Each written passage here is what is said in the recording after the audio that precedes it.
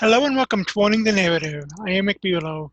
The show will feature the top news of the week, complete with my observations, and even a little bit of sarcasm thrown in. The top news stories will be taken from my morning news briefings that I write on the Rick Bulow New Media blog every weekday morning. If you go on to like what you see, smash that thumbs up button. And now, let's go right into the news.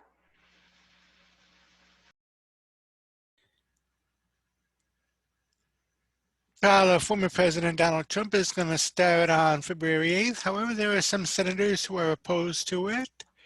This coming from foxnews.com. And it says growing number of GOP senators oppose impeachment trial.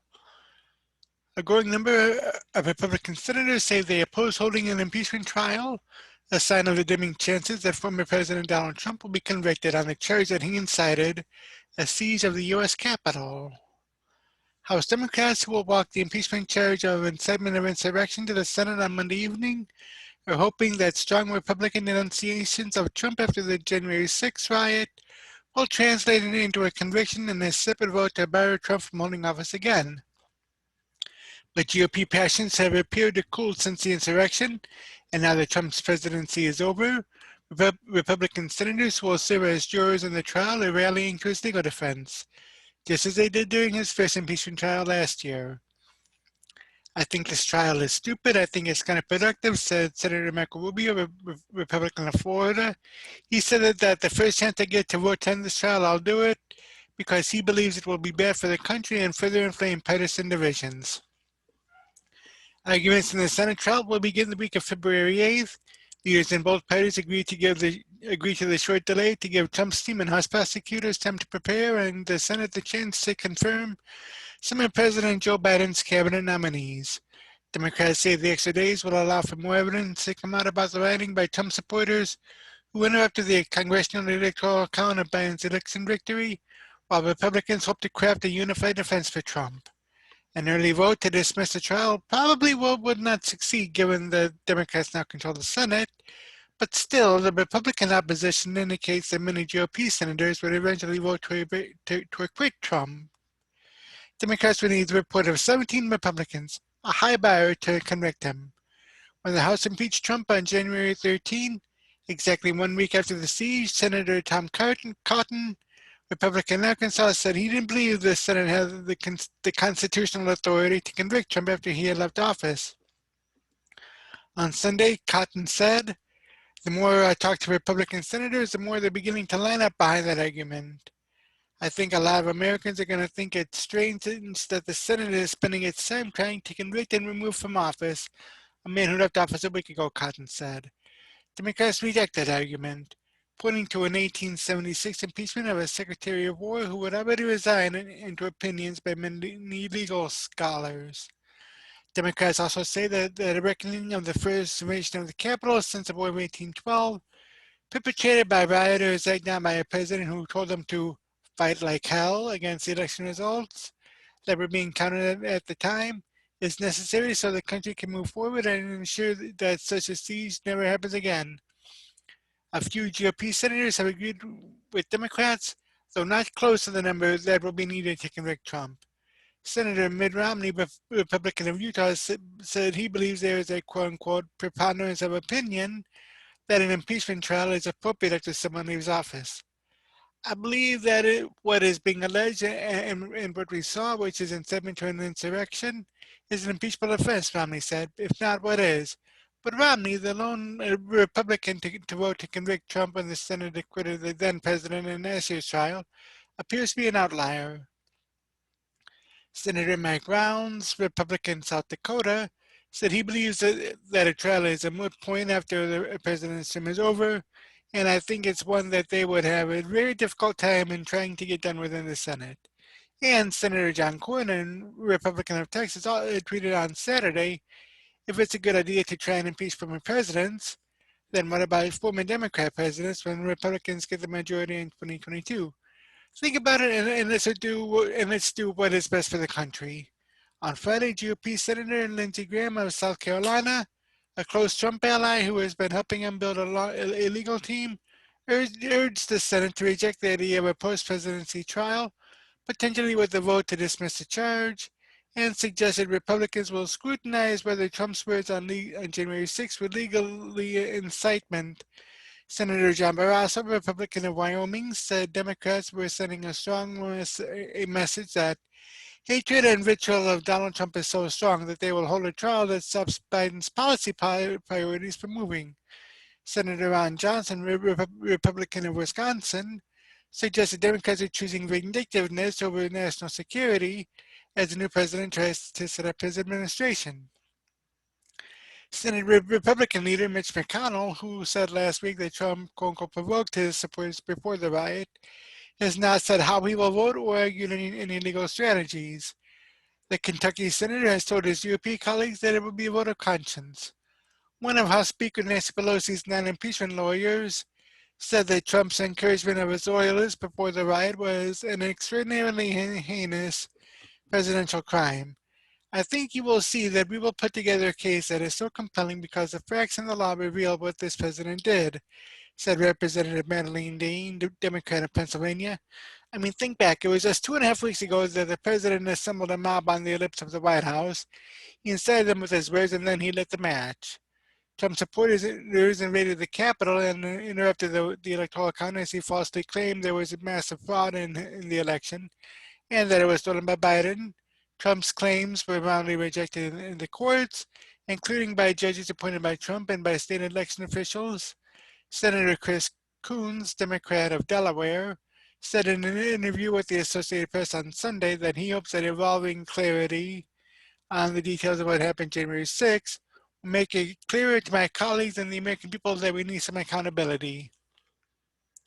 Coons questioned how his colleagues who were in the Capitol that day could see the insurrection as anything other than a stunning violation of the centuries-old tradition of peaceful transfers of power.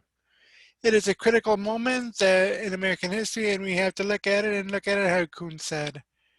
Rubio and Romney were on Fox News Sunday. Cotton appeared on Fox News Channel's Sunday Morning Futures, and Romney was also on CNN's State of the Union, as was Dean. Rollins was interviewed on NBC's Meet the Press. Now, interestingly enough, while impeachment is on the table, there is one Democrat who is pretty much eyeing another alternative to impeachment. This coming from the Washington Times, and it says, Tim Kaine eyes 14th Amendment as impeachment alternative. Republicans are presenting a largely unified front as the Senate prepares to kick off a second impeachment trial of former President Donald Trump, with growing numbers saying they don't believe the Constitution envisioned pursuing conviction of someone already out of office. On Monday, after nearly 2 weeks of delay, House Speaker Nancy Pelosi, California Democrat, will transmit the article of impeachment that officially accuses Mr. Trump of inciting insurrection with a speech to supporters ahead of the January 6th attack on Congress. Under a deal struck late Friday, the Senate will receive the article and swear members as jurors on Tuesday, but will delay arguments in an impeachment trial until the week of February 8th, giving Mr. Trump time to prepare his defense. Republicans urge Mr. Trump to focus on the constitutional arguments over whether a former president can be impeached because the chief punishment is removal from office. A secondary punishment is banishment from seeking office again. Many senators say that is tied to the removal, which is impossible for someone already out of office. A trial after the president has left office is beyond the Senate's constitutional authority. Senator Tom Cotton, a conservative Republican, told Fox's Sunday Morning Futures program, "The more I talk to Republican senators, the more they're beginning to line up behind the position I announced a couple of weeks ago." He said the prospect of a trial of someone out of office for nearly 3 weeks won't sit well with Republicans, or with Americans rather, dealing with the pandemic and with the new administration already in place. Senator Marco Rubio, Florida Republican, called the attempt to ban Mr. Trump from office arrogant. He told Fox News Sundays that voters should decide. Other Republicans have said they can't imagine 7 Republicans will join all 50 members of the Democratic caucus in voting to convict the president, given the facts of the case and the constitutional uncertainties. Well, it takes 2/3, right, to convict, so it's kind of like the first time around. We kind of have an inkling of what the outcome is going to be, said Senator John Cornyn, Texas Republican. I mean, Democrats this time didn't even bother to go through the motions of getting sworn testimony and having hearings in the House. This is not a serious effort. Only once, in the case of a War Department secretary in the 1870s, as a former official been tried on impeachment charges in the Senate, he was acquitted. Even some Democrats figure impeachment as a fool's errand. Now, Senator Tim Kaine, Virginia Democrat, doubted that enough Republicans are ready to join Democrats to convict. He is suggesting an alternate path, flexing the 14th Amendment, which was written after the Civil War to allow Congress to bar people who fought against the U.S. from holding office. It requires a majority vote by Congress. Mr. Kaine said he thought Republicans would be more likely to support invoking the 14th Amendment than the constitutionally dubious impeachment. I think not only is the threshold lower, but I think you're more likely to get Republican votes on it than on conviction because I think Cotton has given Republicans a safe place to land. Mr. Kaine said, I don't like the behavior, but I'm not sure you can convict. Senator Amy Klobuchar, a Minnesota Democrat, said Sunday that lawmakers have quote-unquote many options, including the 14th Amendment or a censure of Mr. Trump. She predicted more evidence will be released in the next few weeks. As if it's not enough, they said an angry mob down the mall to invade the Capitol didn't try to stop it, and a police officer was killed, she said on ABC. I don't really know what else you need to know. Republicans are all in agreement against impeachment. Senator Mitt Romney, Utah Republican, who voted to convict Mr. Trump during the first impeachment trial, said he sees the need for this one too. If we're going to have unity in our country, I think it's important to recognize the need for accountability for truth and justice, he said.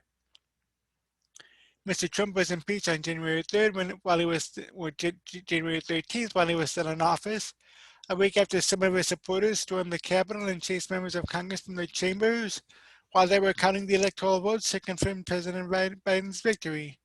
Mr. Trump has insisted his speech to supporters before the attack was appropriate, and his defenders point to his call for a peaceful protest. In the weeks since the assault, it became clear that some of the attackers planned mayhem even before the president's speech, but others told investigators that they went to the Capitol at the president's behest. Mr. Trump was impeached on a 232 to 197 vote in the House with support from 10 Republicans. Some of those Republicans are now facing political backlash. In the Senate, it would take a 2/3 vote to convict the former president, but only a majority vote to ban him from seeking office. The timing of the trial has been heatedly contested. Mrs. Pelosi announced Friday that she would send the article of impeachment Monday, triggering a trial beginning Tuesday. That would have delayed action on other Democrat priorities, such as confirming Mr. Biden's nominees. Senate Majority Leader Charles A. Schumer, a New York Democrat, and Minority Leader Mitch McConnell, Kentucky Republican, struck a deal Friday evening to set a new schedule. The oath of office for the trial will be administered to senators on Tuesday, followed by a 2-week period for the president and the House impeachment managers to brief their case. Mr. McConnell proposed a longer time frame, but the spokesman said the deal Mr. Schumer announced was good enough, especially given the fast and minimal process in the House. Republicans set out to ensure the Senate's next steps would respect former President Trump's rights and due process, the institution of the Senate, and the office of the presidency. That goal has been achieved, said McConnell spokesman Doug Andres.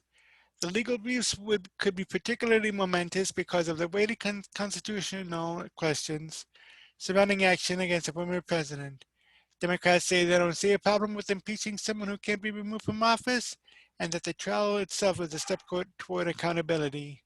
I believe that this impeachment trial, I hope conviction, and ultimate disqualification, are the very first powerful steps toward unity in our country moving forward. Republican Madeleine Dean, Pennsylvania Democrat and one of the impeachment managers, said on CNN's State of the Union. Now, I'm kind of looking forward to it, but then again, I'm kind of not. I mean, he's already out of office, so, just let the new president come in and do what he needs to do. And we do have other news. Speaking of former President Trump, one of his former press secretaries is seeking state office. This coming from BizPack Review, and it says early scoop. Sarah Huckabee Sanders to announce run for governor of Arkansas. Former White House Press Secretary Sarah Huckabee Sanders is set to announce on Monday that she will run for governor of the state of Arkansas in 2022, following in her father Mike Huckabee's footsteps. She faces a tough primary, but is a strong contender in the state. The run is being lambasted by leftists who were no fans of Huckabee Sanders during her 2-year tenure as former President Donald Trump's spokeswoman. Social media is replete with jokes about her weight, and some are comparing her to Satan himself, but Trump supporters seen as a huge advantage in the Republican stronghold of Arkansas, and many conservatives have voiced their support for her. Trump clobbered Hillary Clinton in Arkansas in 2016, winning the state 60.57% to 33.65%, and surpassed President Joe Biden there last November by a similar margin, 62.4% to 34.78%. That portends a strong run in the state by Huckabee Sanders. Washington Post reporter Josh Dawsey reported the news on Sunday night. He reported that Huckabee Sanders would launch a campaign on Monday and was seen as a leader in the polls and the president's preferred candidate in a GOP state. The tweet ended with a fragmented sentence that was evidently an iPhone error. Huckabee Sanders will also allegedly make the announcement with a video. She is receiving strong support from conservatives in the state concerning her political move for governor in Arkansas. The New York Times' Maggie Haberman and the AP's Jonathan Lemire confirmed Dawsey's reporting, as did numerous other media and conservative outlets. Tweet from Josh Dawsey said, News, Sarah Huckabee Sanders, former press secretary for President Trump, will announce more that she's running for governor of Arkansas. She's seen as a leader in the polls and the president's preferred candidate in the GOP state. Expect video announcement of her bid. Mike Huckabee served as the state's governor from 1996 to 2007.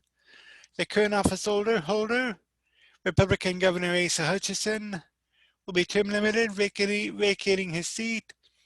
Sarah Huckabee Sanders' website, www.sarahhuckabeesanders.com, is up and running.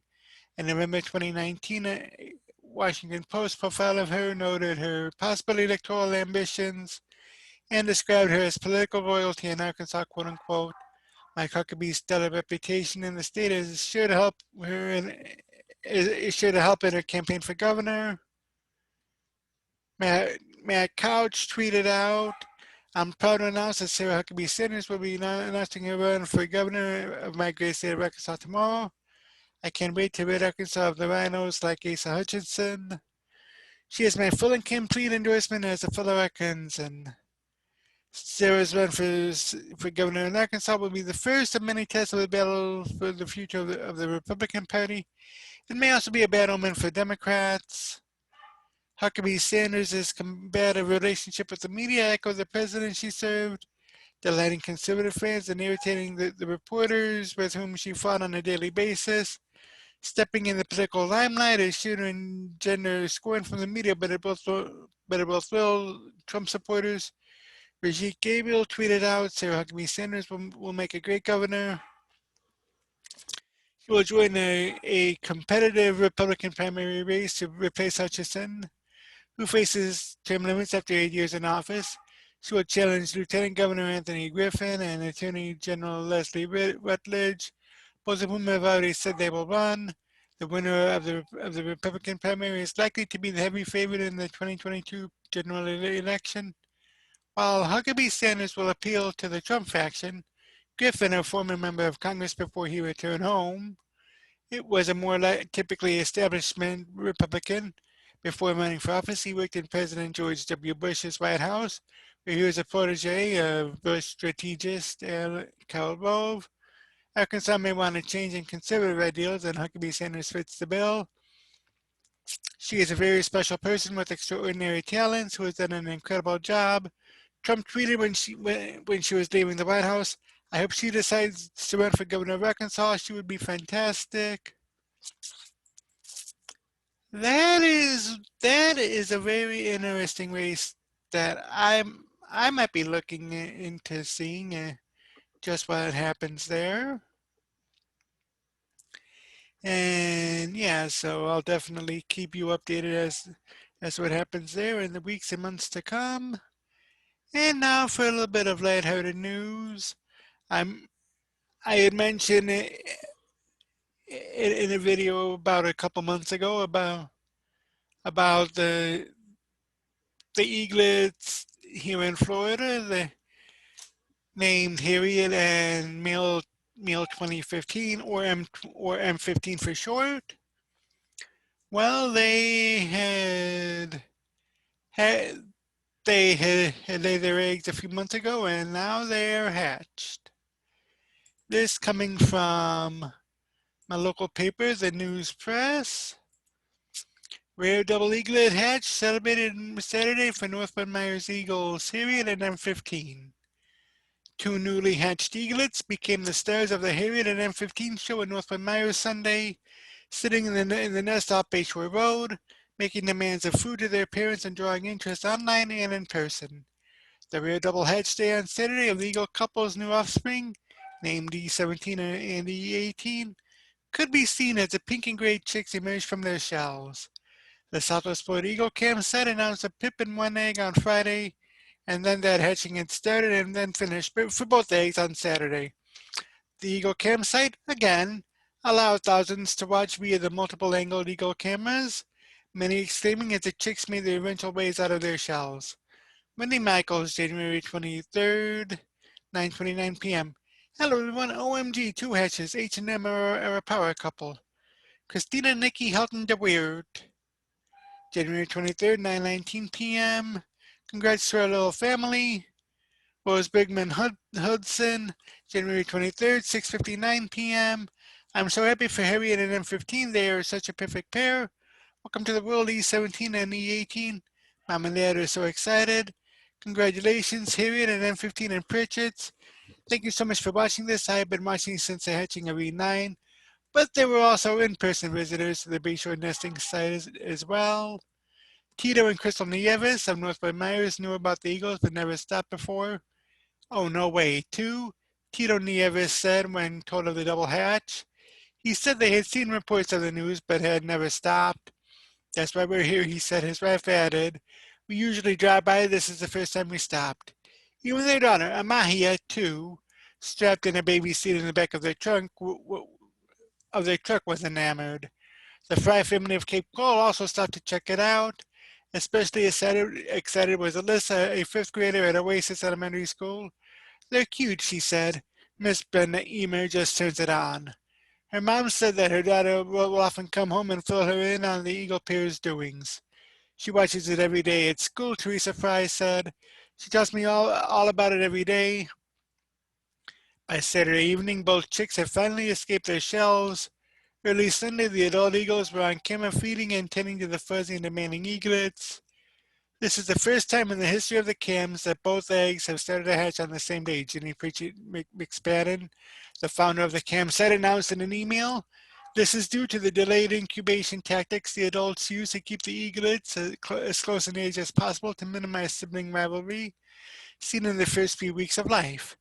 A rare and exciting accomplishment by these adult eagles to minimize the difference in age from 3 days to a few hours. The first egg, listed as E17 or the 17th egg from the Northwood Myers nest, hatched at 4:41 p.m. The second, E18, hatched a little less than 2 hours later at 6:26 p.m. The campsite recorded Harriet brooding the eggs while mate M15 observed from a branch described as the outer attic. Egg 1 was laid on December 16 and egg 2 on December 19. The two late 2020 eggs were not Harriet and M15 spirits in 2020. In January, the pair produced 2 eggs after their 2019 clutch of 2 eggs resulted in tragedy. One of those eggs failed to hatch, and the eaglet who did hatch later died, many think by poisoning. But the January eggs produced 2 healthy eaglets, which eventually fledged the nest. In true 2020 fashion, it's already been a unique season for the eagle pair, Pritchard McSpadden, also a member of the Pritchard family who owns the land where the eagles nest, said earlier. Having the second clutch in the spring has turned their typical 6-month nesting season into a full year for the pair. And in this picture, you can see one of the eaglets.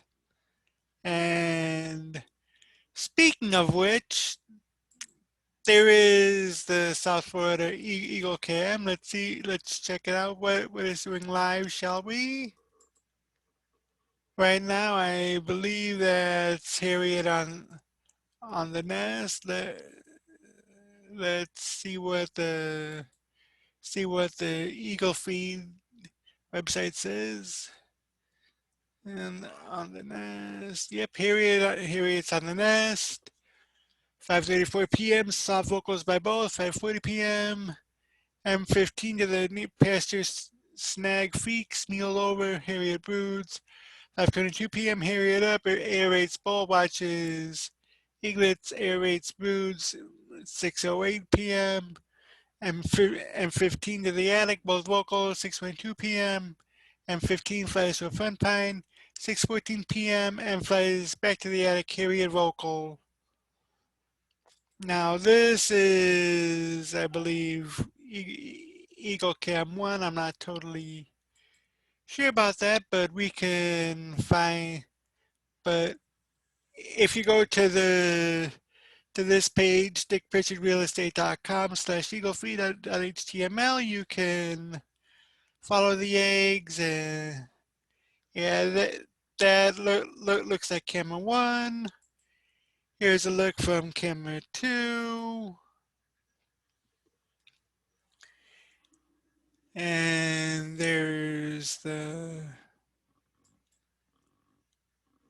right there is the 360 cam, which as soon as it stops spinning, yeah, there's the cam there. There's Bayshore Road. And speaking of Bayshore Road, it says that this live stream recording is not available. But yeah, back to the main camera 1 on the YouTube page. And by the way, you can get to these cameras via YouTube, via the YouTube link right up top here that says Southwest Florida Eagle Cam. So definitely check it out. And yeah, so in the comment below, let me know what you think about the Southwest Florida Eagle Cam. Have you checked it out before? Have you even heard about it before I had brought it up? And also let me know what you think about Sarah Huckabee Sanders running for governor of Arkansas. Let me know what you think about President or former President Trump's impeachment trial in the Senate. And I'll see you in the next video. Last night, the House impeachment managers walked the impeachment file over to the Senate. And today the senators were sworn in as the jury, with Senator Pat Leahy, who is the president pro tem, as the presiding officer. This coming from the AP. Says Republican senators want to halt Trump impeachment trial. Senators took oath Tuesday to ensure quote-unquote impartial justice as jurors in Donald Trump's historic impeachment trial, proceedings that will test Republican loyalty to the former president and the power he still wields after the deadly siege at the U.S. Capitol. But some Republican senators are challenging the legitimacy of the trial and questioning whether Trump's repeated demands to overturn Joe Biden's election really constitute, quote unquote, incitement of insurrection at the January 6th riot. Republican Senator Rand Paul of Kentucky says he plans to force a vote on whether the impeachment trial of a former president is allowed under the Constitution. A sham? This is a travesty, a dark blot on the history of our country, Paul said in a fiery speech on the Senate floor.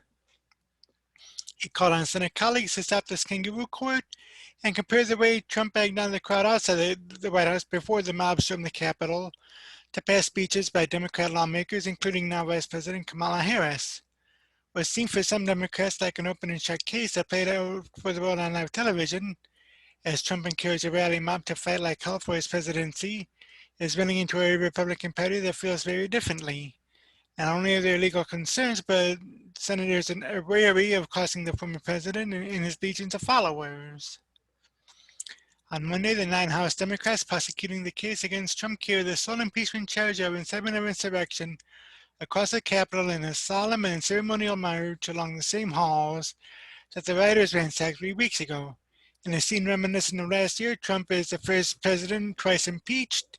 The lead House prosecutor, Representative Jamie Raskin of Maryland, stood before the Senate to read the House resolution charging high crimes and misdemeanors. But Republicans' denunciations of Trump have since cooled since the riot. Senator John Cornyn, Republican of Texas, asked if Congress starts holding impeachment trials of former officers, what's next? Could we go back and try President Obama? Besides, he suggested Trump has already been held to account. One way in our system you get punished is losing an election. Arguments in the Senate trial will begin the week of February 8th, and the case against Trump, the first former president to face impeachment trial, will test a political party still sorting itself out for the post-Trump era. For Democrats, the tone, tenor, and length of the trial so early in Biden's presidency poses its own challenge, forcing them to strike a balance between their vow to hold Trump accountable and their eagerness to deliver on the new administration's priorities following the sweep of control of the House, Senate, and the White House. Chief Justice John Roberts is not expected to preside at the trial as he did during Trump's first impeachment, potentially affecting the gravitas of the proceedings. The shift is said to be in keeping with protocol because Trump is no longer in office. Instead, Senator Patrick Leahy, Democrat in Vermont, who serves in the largely ceremonial role of the Senate President pro tempore, is set to preside. Leaders in both parties agreed to a short delay in the proceedings that serves their political and practical interests, even as National Guard troops remain at the Capitol amid security threats on lawmakers ahead of the Capitol, or rather ahead of the trial. The start date gives Trump's new legal team time to prepare its case while also providing more than a month's distance from the passions of the bloody riot. For the Democrat-led Senate, the intervening weeks provide prime time to confirm some of Biden's key cabinet nominees. An early vote to dismiss the trial probably would not succeed, given that Democrats now control the Senate. The House approved the charge against Trump on January 13th, with 10 Republicans joining the Democrats. Mounting Republican opposition to the proceedings indicates that many GOP senators will eventually vote to acquit Trump. Democrats will need the support of 17 Republicans, a high bar to convict him. As Republicans say, the trial is not legitimate. Democrats reject that argument, pointing to an 1876 impeachment of a Secretary of War who had already resigned under opinions by many legal scholars. Democrats also say that a reckoning of the first invasion of the Capitol since War of 1812, perpetrated by rioters egged on by a president as electoral college votes were being tallied, is necessary.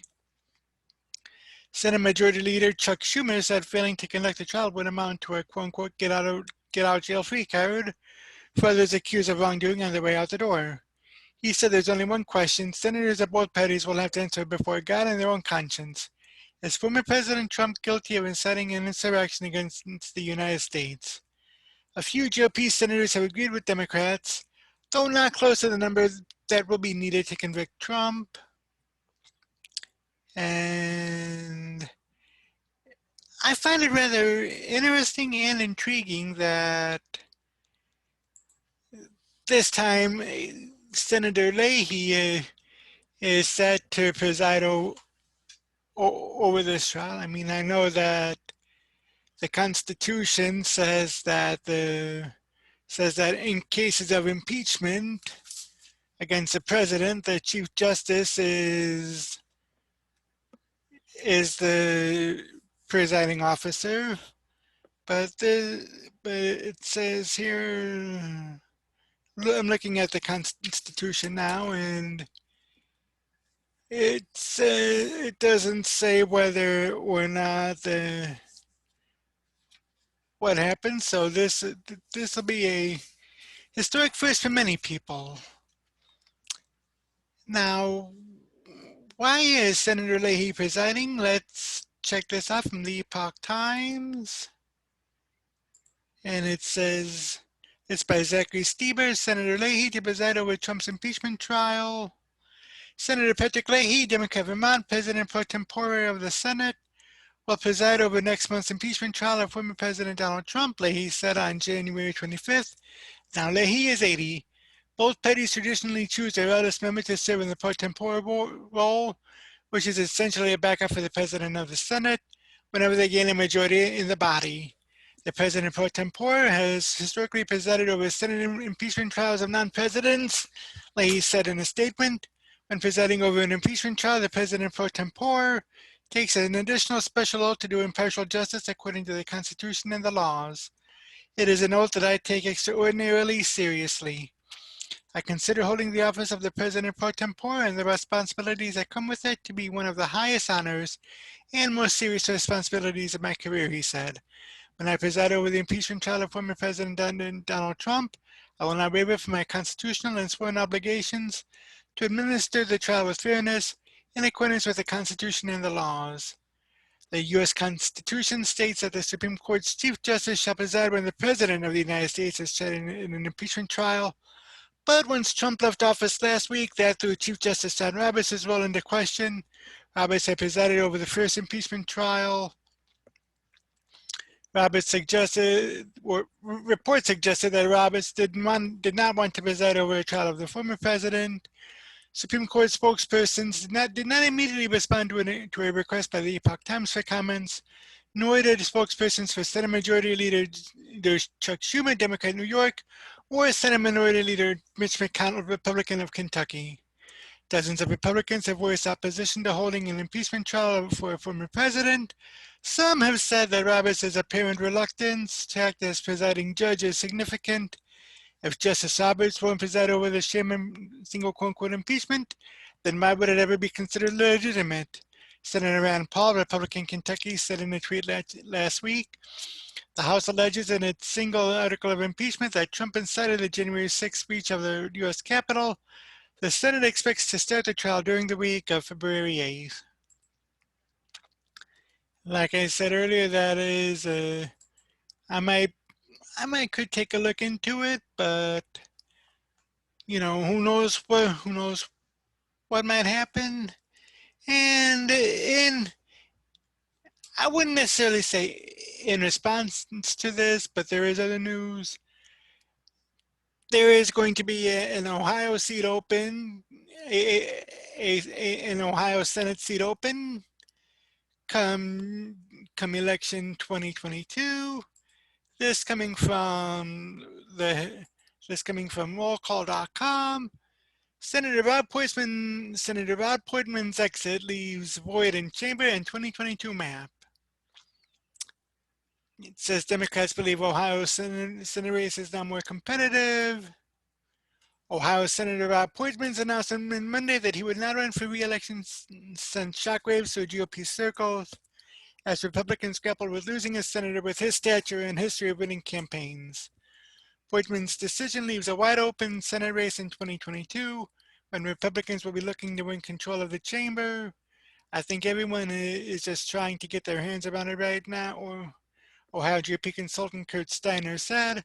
We've gone from a seat where the Republicans would be heavily favored to one that could be somewhat uncertain, Steiner later added.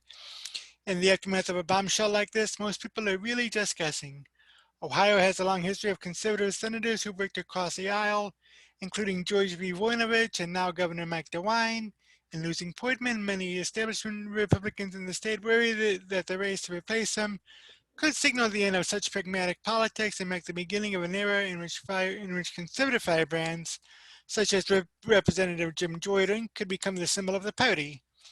Ensuring the seat stays in GOP hands may be a tougher task without Portman's name recognition and sizable campaign war chest.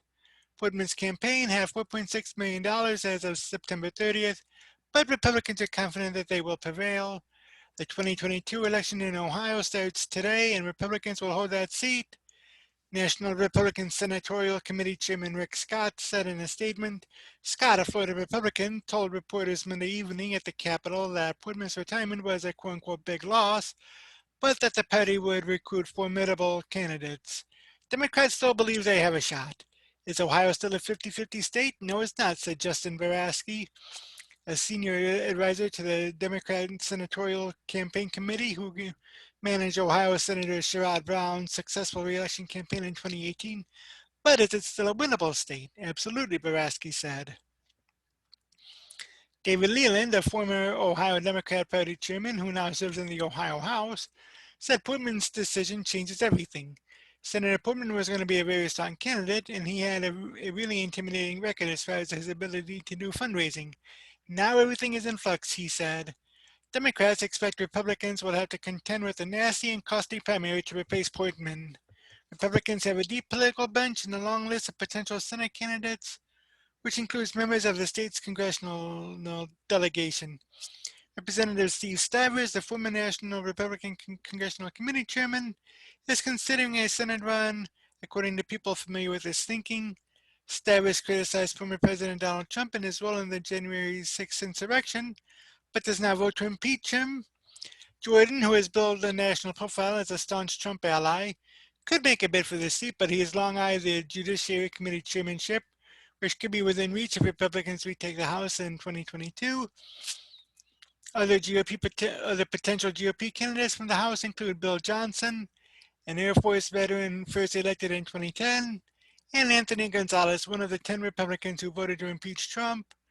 3 GOP statewide officials are potential candidates to watch: Lieutenant Governor John A. Husted, Secretary of State Frank LaRose, and Attorney General Dave Yost. The Cincinnati Enquirer also named Jordan, Ohio GOP Chairwoman Jane Timken, former State Treasurer Josh Mandel, and author J.D. Vance as potential contenders. Baraski noted that Republicans could have a much smaller field, mitigating the risk of a problematic primary, but Portman's exit could also expand the Democrat slate, causing some who were eyeing the governor's race to shift to the Senate race, such as Representative Tim Ryan or Dayton Mayor Nan Whaley. Ryan, who lost a long shot bid for the 2020 Democrat presidential nomination and is at risk of losing his House seat in redistricting, tweeted Monday that he is considering a Senate run. Whaley told CQ Roll Call in a text message that she has gotten a lot of encouragement and will make a decision about her next steps for 2022 in the coming weeks.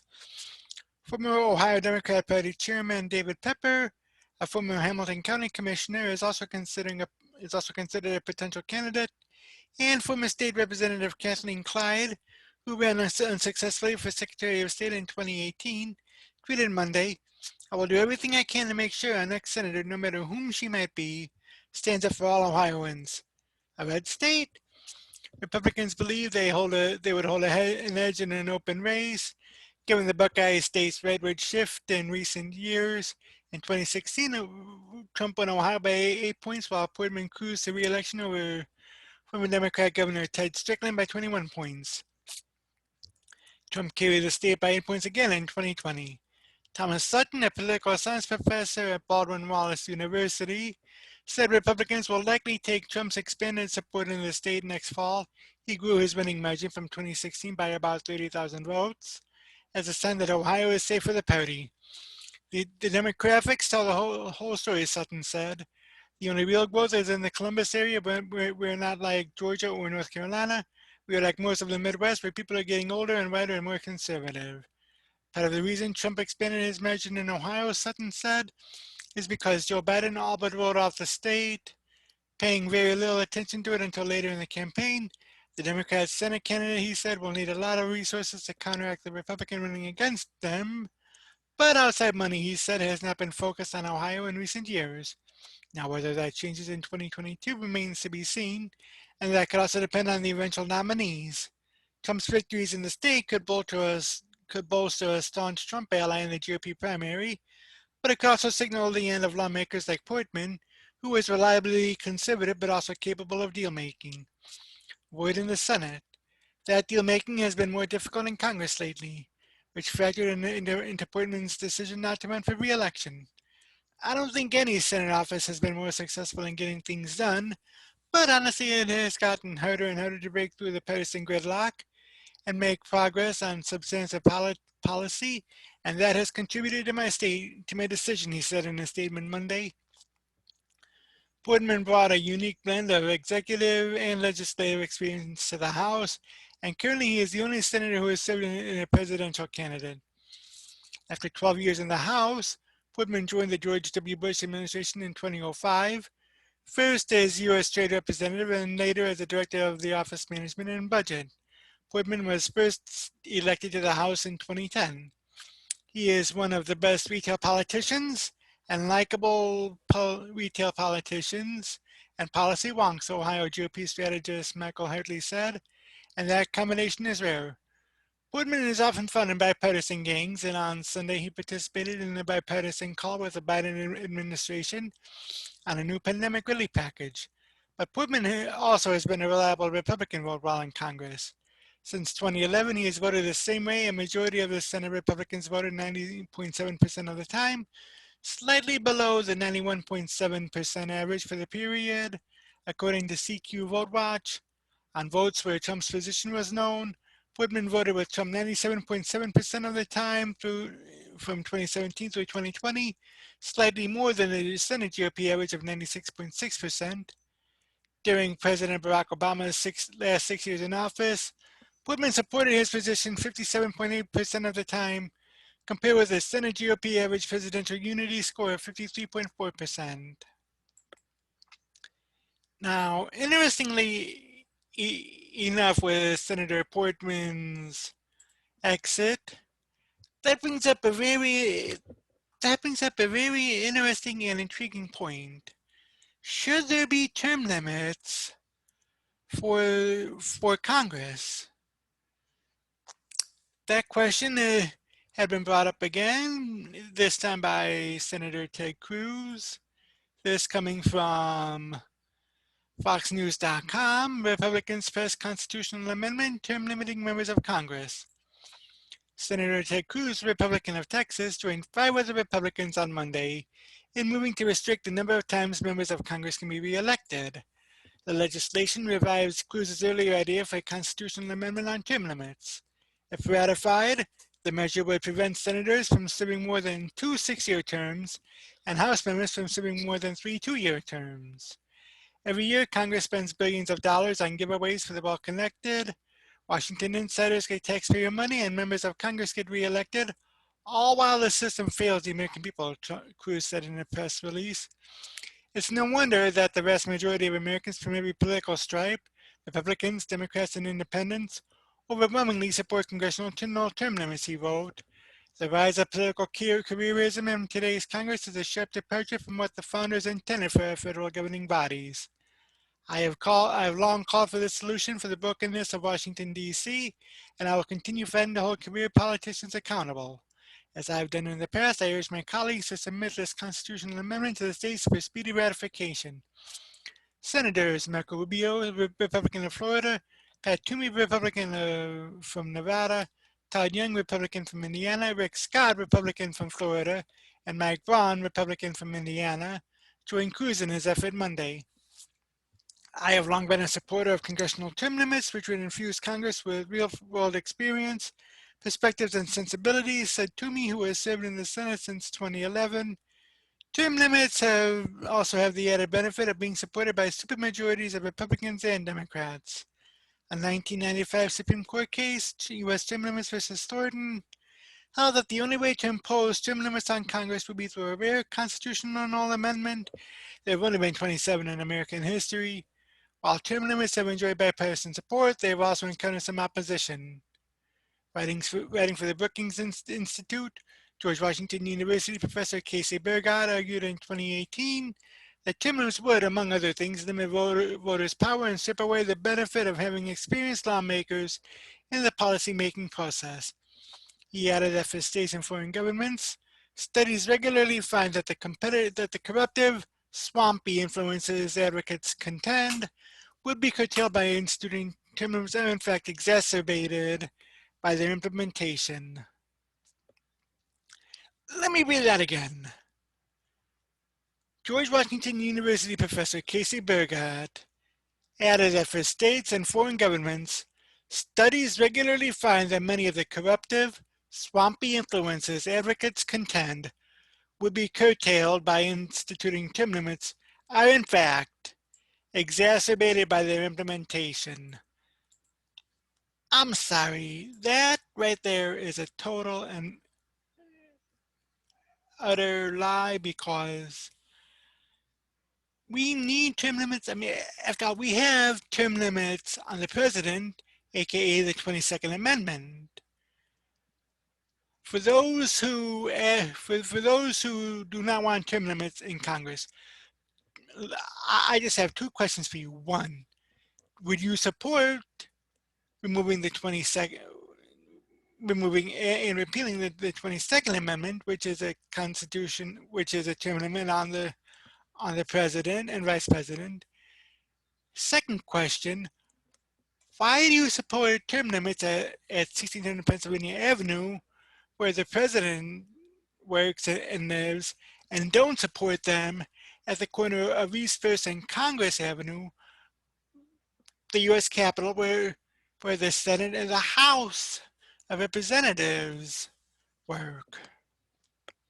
You know, that just doesn't make any sense to me. I've asked that question many times and have not gotten an answer to that question. I mean, you know, as I've always been saying, you know, the only way for the Constitution or for term limits is by a constitutional amendment, and the only way we can get that is through something that I like to call the Convention of States method. Go to let me pull up the website here. This is a Convention of States website. It's www.conventionofstates.com. And for those of you who either haven't signed in or are new to the page, when you first go to conventionofstates.com, you see this. You see the petition to call for a Convention of States, and the full petition reads as follows. Almost everyone knows that our federal government is on a dangerous course. The unsustainable debt combined with crushing regulations on states and businesses is a recipe for disaster. What is less known is that the founders gave state legislatures the power to act as a final check on abuses of power by Washington, D.C. Article 5 of the U.S. Constitution authorizes the state legislatures to call a convention for proposing needed amendments to the Constitution. This process does not require the consent of the federal government in Washington, D.C. I support the Convention of States project, a national effort to call a convention under Article 5 of the United States Constitution, restricted to proposing amendments that will impose fiscal restraints on the federal government, limit its power and jurisdiction, and impose term limits on its officials and members of Congress. I want our state to be one of the necessary 34 states to pass a resolution calling for this kind of Article 5 convention. You can find a copy of the model resolution and the Article 5 pocket guide, which explains the process and answers many questions. Here and there's a link to the handbook. I ask that you support the Convention of States project and consider becoming a co-sponsor of the resolution. Please respond to my request by informing the National COS team of your position or sending them any questions you may have. Thank you so much for your service to the people of our district. Respectfully, in your name. All you have to do is type in your name, your email, your phone number if you want email updates and or text messages. Also send your street address and the reason why they want your street address is because this goes directly to whoever represents you in your state capital. For instance, for me, it would be who represents me in Tallahassee, Florida. So whoever represents you in your state congression or in your state house district or senate district. I know here in Florida, as an example, there are about 39 Senate seats and about 120 House seats. You, for Tallahassee, so that's why they want your full address, and it says send to my state legislators. When you sign in, you will be directed to this page, which is all dependent on your particular state. Right now, the state of Montana is considering the Convention of States application. Why call it Convention of States? What's a Convention of States anyway? This is a progress map. So far, we have Washington, Montana, and South Carolina as active legislation. It says here 2020, but it, but there, I think these three, well, also Nebraska. I think those four are also active in 2021. These are the states in green are the states that had already passed the legislation. Florida passed April 21st, 2014. And most recently was Utah on March 5th, 2019. Check that. We have Mississippi, March 27, 2019 is the latest that passed it. And if you want to see the application, I have the model application on my website, which is civics.rickbulow.com/convention of states. This is the number, and I have all 20, or rather, I have all 15 states that had successfully applied. I still have to change this because this was as of November 18, 2019. And so here you see the link to the legislative pages, the PDFs, and the legiscans. But this right here is the application. Whereas the founders of our Constitution empowered state legislators to be guardians of liberty against future abuses of power by the federal government, and whereas the federal government has created a crushing national debt or improper and imprudent spending, and whereas it is a solemn duty of the states to protect the liberty of our people, particularly for the generations to come, by proposing amendments to the Constitution of the United States to a convention of the states under Article 5 for the purpose of restraining these and other related abuses of power.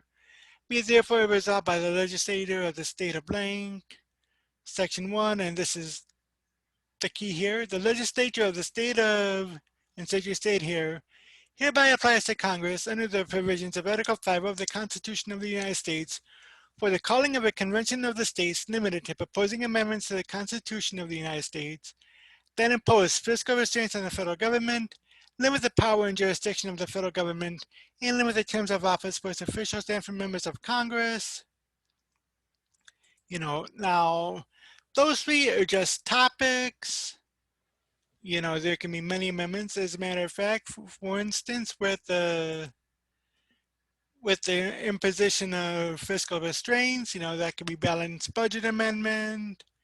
Limit the power and jurisdiction, that could be eliminating, like the EPA or some of the other three-letter agencies. Limit the terms of office. That could even include the Supreme Court. So it's definitely something to check out. Let me know in the comment below what you think about the Convention of States. Also, what you think about Ted Cruz proposing a constitutional amendment, term limiting the members of Congress. Let me know what you think about Senator Leahy being the presiding officer for Trump's second impeachment. And I'll see you in the next video. President Trump has been out of office for a week, and he's already been busy.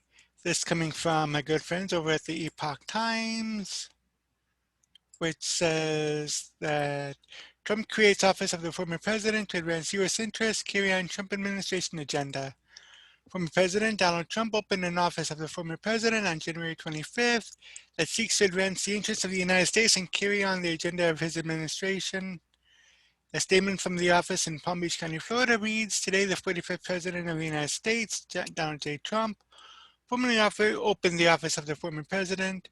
The office will be responsible for managing President Trump's correspondence, public statements, appearances, and official activities to advance the interests of the United States and to carry on the agenda of the Trump administration through advocacy, organizing, and public activism. President Trump will always and forever be a champion for the American people. There have been many questions as to whether or how Trump would engage in politics after he left office. Trump made his first political move after leaving the White House on January 22nd when in a phone call he endorsed Kelly Boyd, who was later reelected as the Arizona Republican Party chairwoman. Kelly Boyd tweeted on January 23rd, it is such an honor to have President Donald Trump's total and complete endorsement as I run for re-election as Arizona Republican chairwoman. Hashtag humbled, hashtag blessed, hashtag America first. Trump also released a statement late January 25th endorsing his former Press Secretary Sarah Huckabee Sanders in her campaign for Arkansas governor. The announcement of the office of the former president came shortly after the House of Representatives, or shortly before, the House of Representatives delivered a single impeachment charge to the Senate late January 25th. The incitement of insurrection charge claims that Trump was responsible for inciting an insurrection that resulted in riots at the U.S. Capitol on January 6th. Now, although Trump left office on January 20th, Senate leaders are determined to press forward. If convicted, Trump or senators can then choose to disqualify the former president from ever holding office again. Some Democrats are also looking at using the Constitution's 14th Amendment to bar him from holding office. When Trump left Washington for Florida on January 20th, he told supporters that he and his team would be back in some form. We love you. We will be back in some form, he said at the time. I will always fight for you. I will always be watching. I will always be listening. Trump later made remarks in a similar vein, saying that he'll make a comeback in some way. We'll do something, but not just yet, Trump told Rob Curley of the Washington Examiner on January 22nd without elaborating.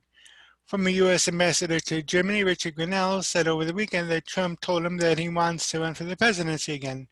Grenell told Newsmax, he's told me personally multiple times that he does want to run again. We'll see if that holds and how that comes about, but I think we got a long ways to go.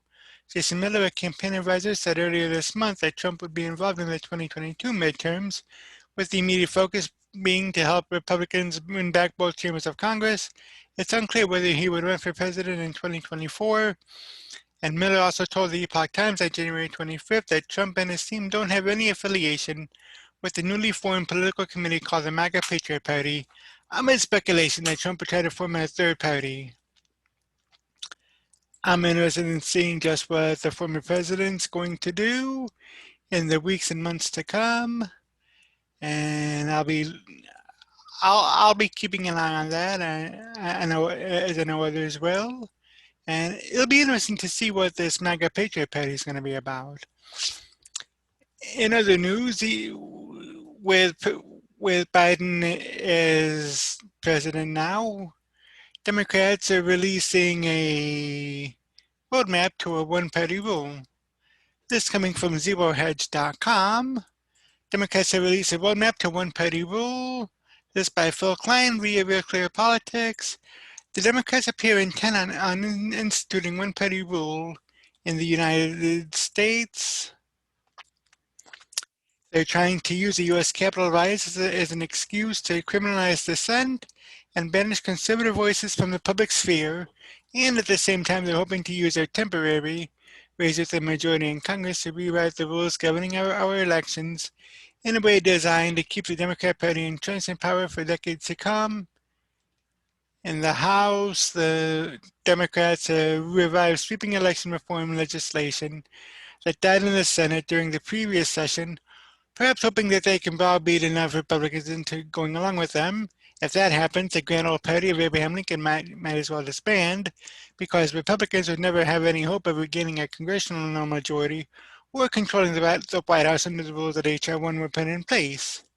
Although the Constitution explicitly places state legislatures in charge of managing federal elections, H.R. 1 seeks to use the power of the purse to bludgeon the states into conforming to a centralized system pioneered in California and other deep blue states. Congress cannot technically compel the states to change their voting laws, but seasoned politicians know that the states have become dependent on federal money to run their elections and can't afford to pick up the tab themselves. To make matters worse, H.R. 1 declares that Congress possesses, quote-unquote, ultimate supervisory power over federal elections, an extraordinary usurpation of governmental authority that the founders specifically added to the states, or assigned to the states, rather. The 2020 election witnessed some private interests dictating the manner in which the election was conducted in the nation's urban cores. Mark Zuckerberg alone poured $419 million into the scheme. The goal of centralizing power in the hands of the federal government has long been at the heart of liberal politics, and this legislation demonstrates why. H.R. 1 would codify the very practices, many of them currently illegal in most states, that created widespread irregularities in the 2020 elections and contributed greatly to the public mistrust of the electoral process. In 2020, state and local officials used the COVID-19 pandemic as justification to ignore or deliberately violate state election laws. If H.R. 1 is enacted, there won't need any such excuse in 2022, because the states will have no choice but to implement policies such as legalized ballot harvesting, early voting, and universal mail-in voting, as well as repeal of voter ID laws, signature matching laws, and other ballot security measures. For example, H.R. 1 would put ballot harvesting on steroids. Voters would, for the first time, have the ability to print out their ballots at home, creating a gaping security hole that could easily be exploited by either domestic or foreign interests. The legislation also allows third parties to collect ballots from an unlimited number of absentee voters and submit them through ballot drop boxes, dramatically increasing the risk that vulnerable Americans could be bullied, bribed, or blackmailed for their votes without the protection of election workers. Under the rules outlined in H.R. 1, election observers wouldn't even be able to challenge the legitimacy of ballots without written documentation, making it virtually impossible to document or detect election irregularities. Nothing in this legislation could plausibly be interpreted as a means of restoring public confidence in our elections, but the reforms establish a clear roadmap to one-party rule. This is especially so when you consider the new proposals for the war on domestic terror aimed directly at the free expression of American citizens. We can only hope that principled Republicans and Democrats will reject this direct assault on American democracy and individual freedom, and resist the institutionalists in both parties who believe the American people need them to protect us from ourselves.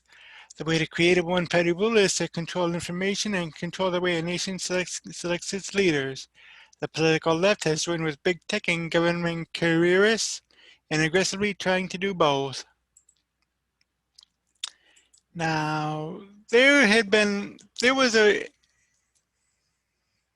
book out one time that I had read called Escape to Freedom by A.J. Reisig that completely and totally brings this into play. In it, the Republican Party and Democrat Party merged to become the Freedom Party. I'll get more into that book in a little bit. Also, I had interviewed A.J. Reisig when I had done my talk show Red, Red, and Blue. This was back about 2013 13 or so that I had done so. So I'll bring that up in a future video. But we also have some other news, and I have two articles on Tulsi Gabbard labeling Adam Schiff and John Brennan as domestic terrorists who were more dangerous to the U.S. than the Capitol Hill rioters. First one coming from theblaze.com, which says Tulsi Gabbard labels Adam Schiff and John Brennan as domestic enemies of the U.S. by Chris Pandolfo. Former Representative Tulsi Gabbard issued a dire warning to the American people on Tuesday, expressing concern that, quote-unquote, domestic enemies of the United States and the national security community and big tech industry are plotting to create a police state in America. Gabbard, who served as U.S. Representative for Hawaii's 22nd Congressional District from 2013 to 2021, posted a video to social media in which she spoke out against efforts to expand the federal government's national security powers after the January 6th riot at the U.S. Capitol. In the video, she called out former CIA Director John Brennan and Representative Adam Schiff, Democrat, California, two leading proponents of expanding national security powers, labeling them, quote-unquote, domestic enemies of the country. The mob who stormed the Capitol on January 6th to try to stop Congress from carrying out its constitutional responsibilities were behaving like domestic enemies of our country, Gabbard said. But let's be clear, the John Brennans, Adam Schiffs, and the oligarchs in big tech who are trying to undermine our constitutionally protected rights and turn our country into a police state with KGB-style surveillance are also domestic energies and much more powerful, and therefore dangerous than the mob that stormed the Capitol. She tweeted that out, as well as President Biden, I call upon you and all of Congress from both parties to denounce efforts by Brennan and others. The video cuts to a clip from MSNBC of Brennan saying that members of the Biden administration are now moving in laser-like fashion to try to uncover as much as they can about what looks very similar to insurgency movements that we see overseas. Brennan was speaking of individuals and groups like those that formed the mob that laid siege to the Capitol. The events of January 6 have been compared in the media to the September 11, 2001 terrorist attacks. A comparison some have used to call a domestic war on terror, demanding that the U.S. employ strategies here at home akin to those used against ISIS and al-Qaeda abroad. Representative Schiff in 2019 introduced legislation that would create a federal domestic terrorism criminal statute. A similar bill, sponsored by Senator Dick Durbin, Democrat of Illinois, would establish new offices in the Department of Homeland Security, Department of Justice, and the FBI to investigate domestic terrorism in the U.S. Civil liberties advocates like Gabbard have spoken out against the war on terror here at home. A group of progressive representatives led by Representative Rashida Tlaib, Democrat of Michigan, last week called on congressional leaders to reject efforts to pass Durbin's Domestic Terrorism Prevention Act and oppose new legislation that would expand the security state. Gabbard is calling on President Joe Biden and the Congress to defend American civil liberties. President Biden, I call upon you and all of Congress from both parties to denounce efforts by Brennan and others to take away our civil liberties endowed to us by our Creator and guaranteed in our Constitution. If you don't stand up for them now, then our country will be in great peril, she said. There's also an article from BizPac Review about this. Tulsi Gabbard said, John Brennan and Adam Schiff acting like domestic terrorists, more dangerous to the U.S. than the Capitol rioters. Expressing concerns that the U.S. is heading toward becoming a police state. Former Representative Tulsi Gabbard, Democrat Hawaii, Representative Adam Schiff, Democrat California, and former CIA Director John Brennan, saying that they are acting like domestic enemies who pose a greater danger to the country than the rioters who stormed the U.S. Capitol building on January 6. In a video shared online, the former Democrat presidential candidate was clear that those protesters were behaving like domestic enemies of our country. However, Gabbard then spoke of a much more powerful and therefore dangerous threat. But let's be clear, the John Brennans, Adam Schiffs, and the oligarchs in big tech who are trying to undermine our constitutionally protected rights, are also domestic enemies that are much more powerful and therefore dangerous than the mob which stormed the Capitol. She also tweeted out trying an excerpt saying trying to undermine our constitutionally protected rights and turn our country into a police state with KGB-style surveillance, also domestic enemies, and much more powerful and therefore dangerous than the mob which stormed the Capitol. Bashing the former CIA director who now applies his trade on MSNBC, Gabbard stressed that he was advocating for the U.S. government to move on American citizens, whom he described as religious extremists, authoritarians, fascists, bigots, racists, nativists, even libertarians. Gabbard appealed to President Joe Biden in both parties to denounce these efforts by Brennan and others to take away our civil liberties that are endowed to us by our Creator and guaranteed in our Constitution. Appearing on Fox News' Tucker Carlson tonight, Gabbard will double down on her concerns about Brennan and a coming police state, noting that members of the military and elected officials take an oath to swear and uphold an oath and swear to support and defend the Constitution of the United States against all enemies, foreign and domestic. Gabbard said this is because our Constitution is the foundation of this country and who we are. It is what guarantees us our civil liberties, our freedoms that are endowed to us not by any man or person in government, but are endowed to us by our Creator.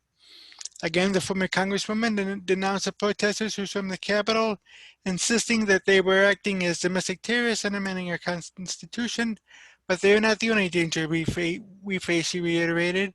As you pointed out in my video, those like John Brennan, Adam Schiff, and others are also acting like domestic terrorists because they are also undermining our Constitution by taking away our civil liberties and rights that are guaranteed to us, Gabbard told host Tucker Carlson.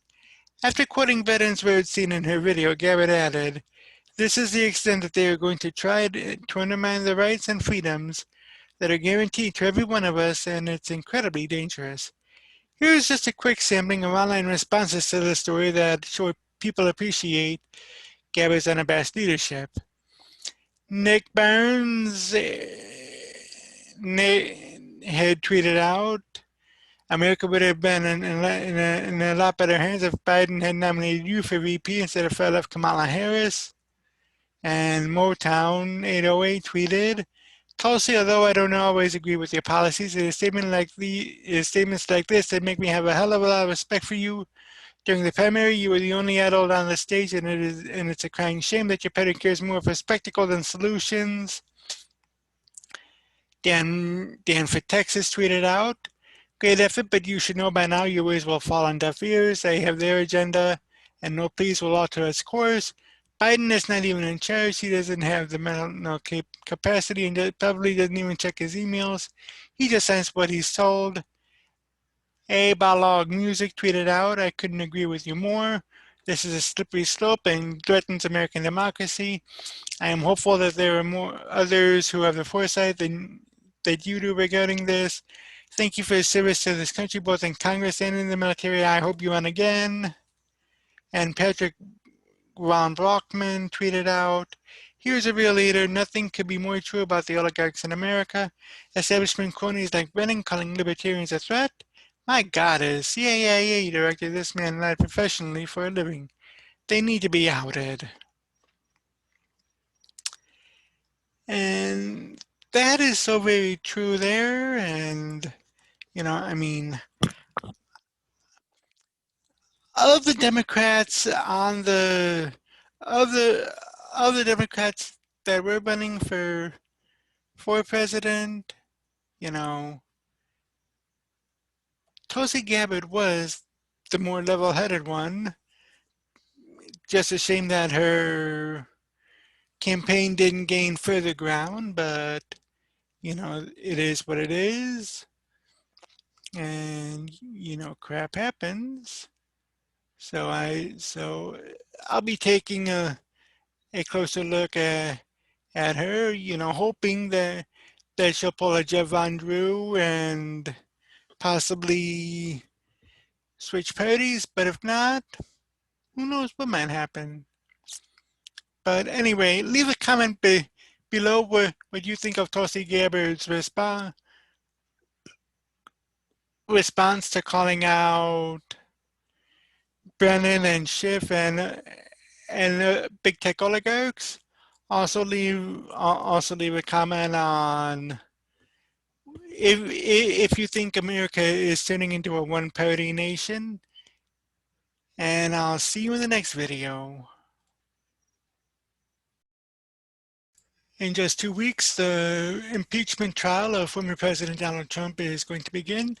This impeachment hearing is going to be a lot different than the last one. How so? Well, here's an article from the Daily Signal. 4 ways Trump's second impeachment trial will be different from his first. The sequel to Donald Trump's impeachment trial will begin about 1 year after the Senate voted to acquit him for the first time. House impeachment managers delivered an article of impeachment Monday to the Senate, where Trump's second trial is set to begin from February 8th. Senators on Tuesday took an oath to be impartial, just as they did ahead of last year's trial. The biggest difference, of course, is that the 2020 trial was of a president during an election year, with the verdict focused on whether to remove Trump from office. The upcoming verdict on whether Trump incited insurrection will determine whether citizen Trump will be disqualified from holding future federal office. But plenty of other changes will be evident as well. Some of which haven't been determined. Here's a look at differences between the two impeachment trials. Number one, who presides over the trial? The Constitution says when the President of the United States is tried, the Chief Justice shall preside. Chief Justice John Roberts presided over the Senate trial of Trump last year. However, Roberts declined to do so this time around since Trump is no longer an office holder. In his place is Senate President pro tempore Patrick Leahy, Democrat of Vermont, the longest living senator of the majority party. The President pro tempore has historically presided over Senate impeachment trials of non-presidents, Leahy said in a written statement, adding, when presiding over an impeachment trial, the President pro tempore takes an additional special oath to do impartial justice according to the Constitution and the laws. It is an oath that I take extraordinarily seriously.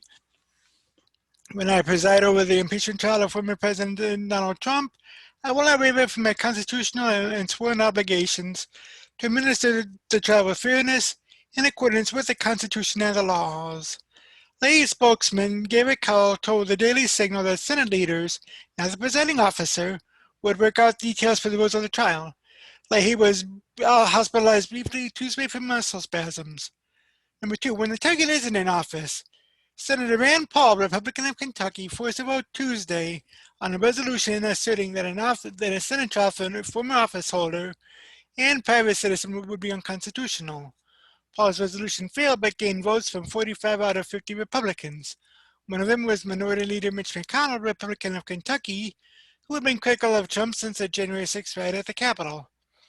The five Senate Republicans who voted with all the Democrats to proceed with the trial are Lisa Murkowski of Alaska, Ted Toomey of Pennsylvania, Mitt Romney of Utah, Susan Collins of Maine, and Ben Sasse of Nebraska. Senator Rand Paul tweeted out on Monday, or rather on Tuesday, the Senate just voted on my constitutional point of order. 45 senators agree that the sham of a quote-unquote trial is unconstitutional. That is more than will be needed to acquit and to eventually end this partisan impeachment process. This quote-unquote trial is dead on arrival in the Senate.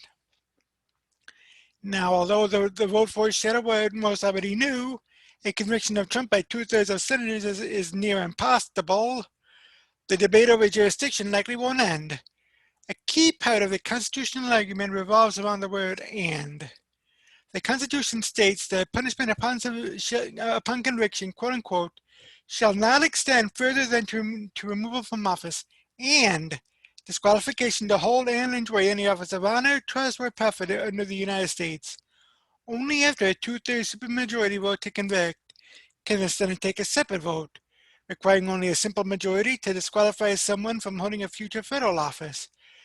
The closest historical parallel is the case of former War Secretary William Belknap, who resigned in 1876 to avoid impeachment during a corruption scandal.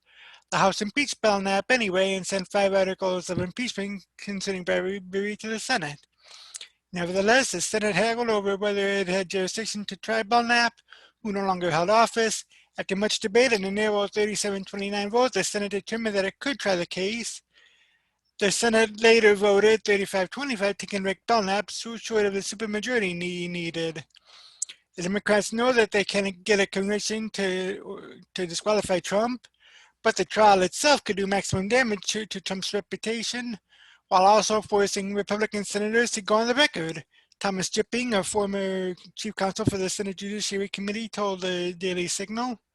The weakness in trying to force Republican senators on the record is a process argument, noted Jipping, who played a role in the 2010 impeachment trial of U.S. District Judge Thomas Porteous of the Eastern District of Louisiana. Jipping now is a senior legal fellow at the Heritage Foundation.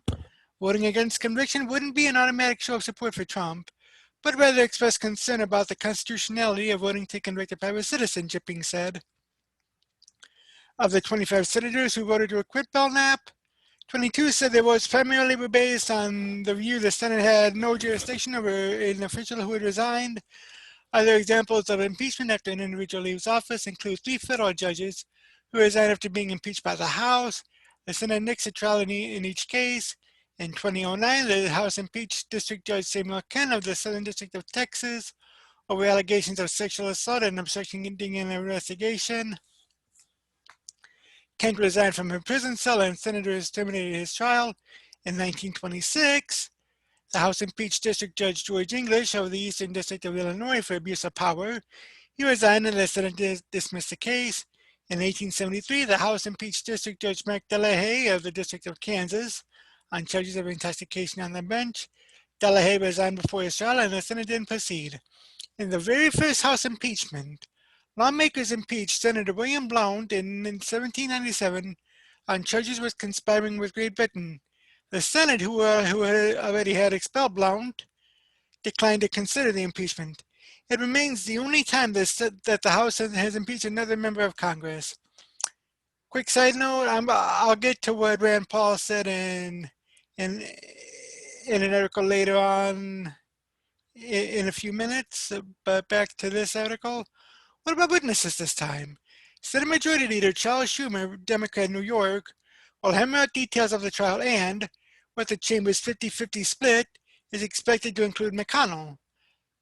Senator Schumer tweeted out on Tuesday, Donald Trump is charged with inciting an insurrection.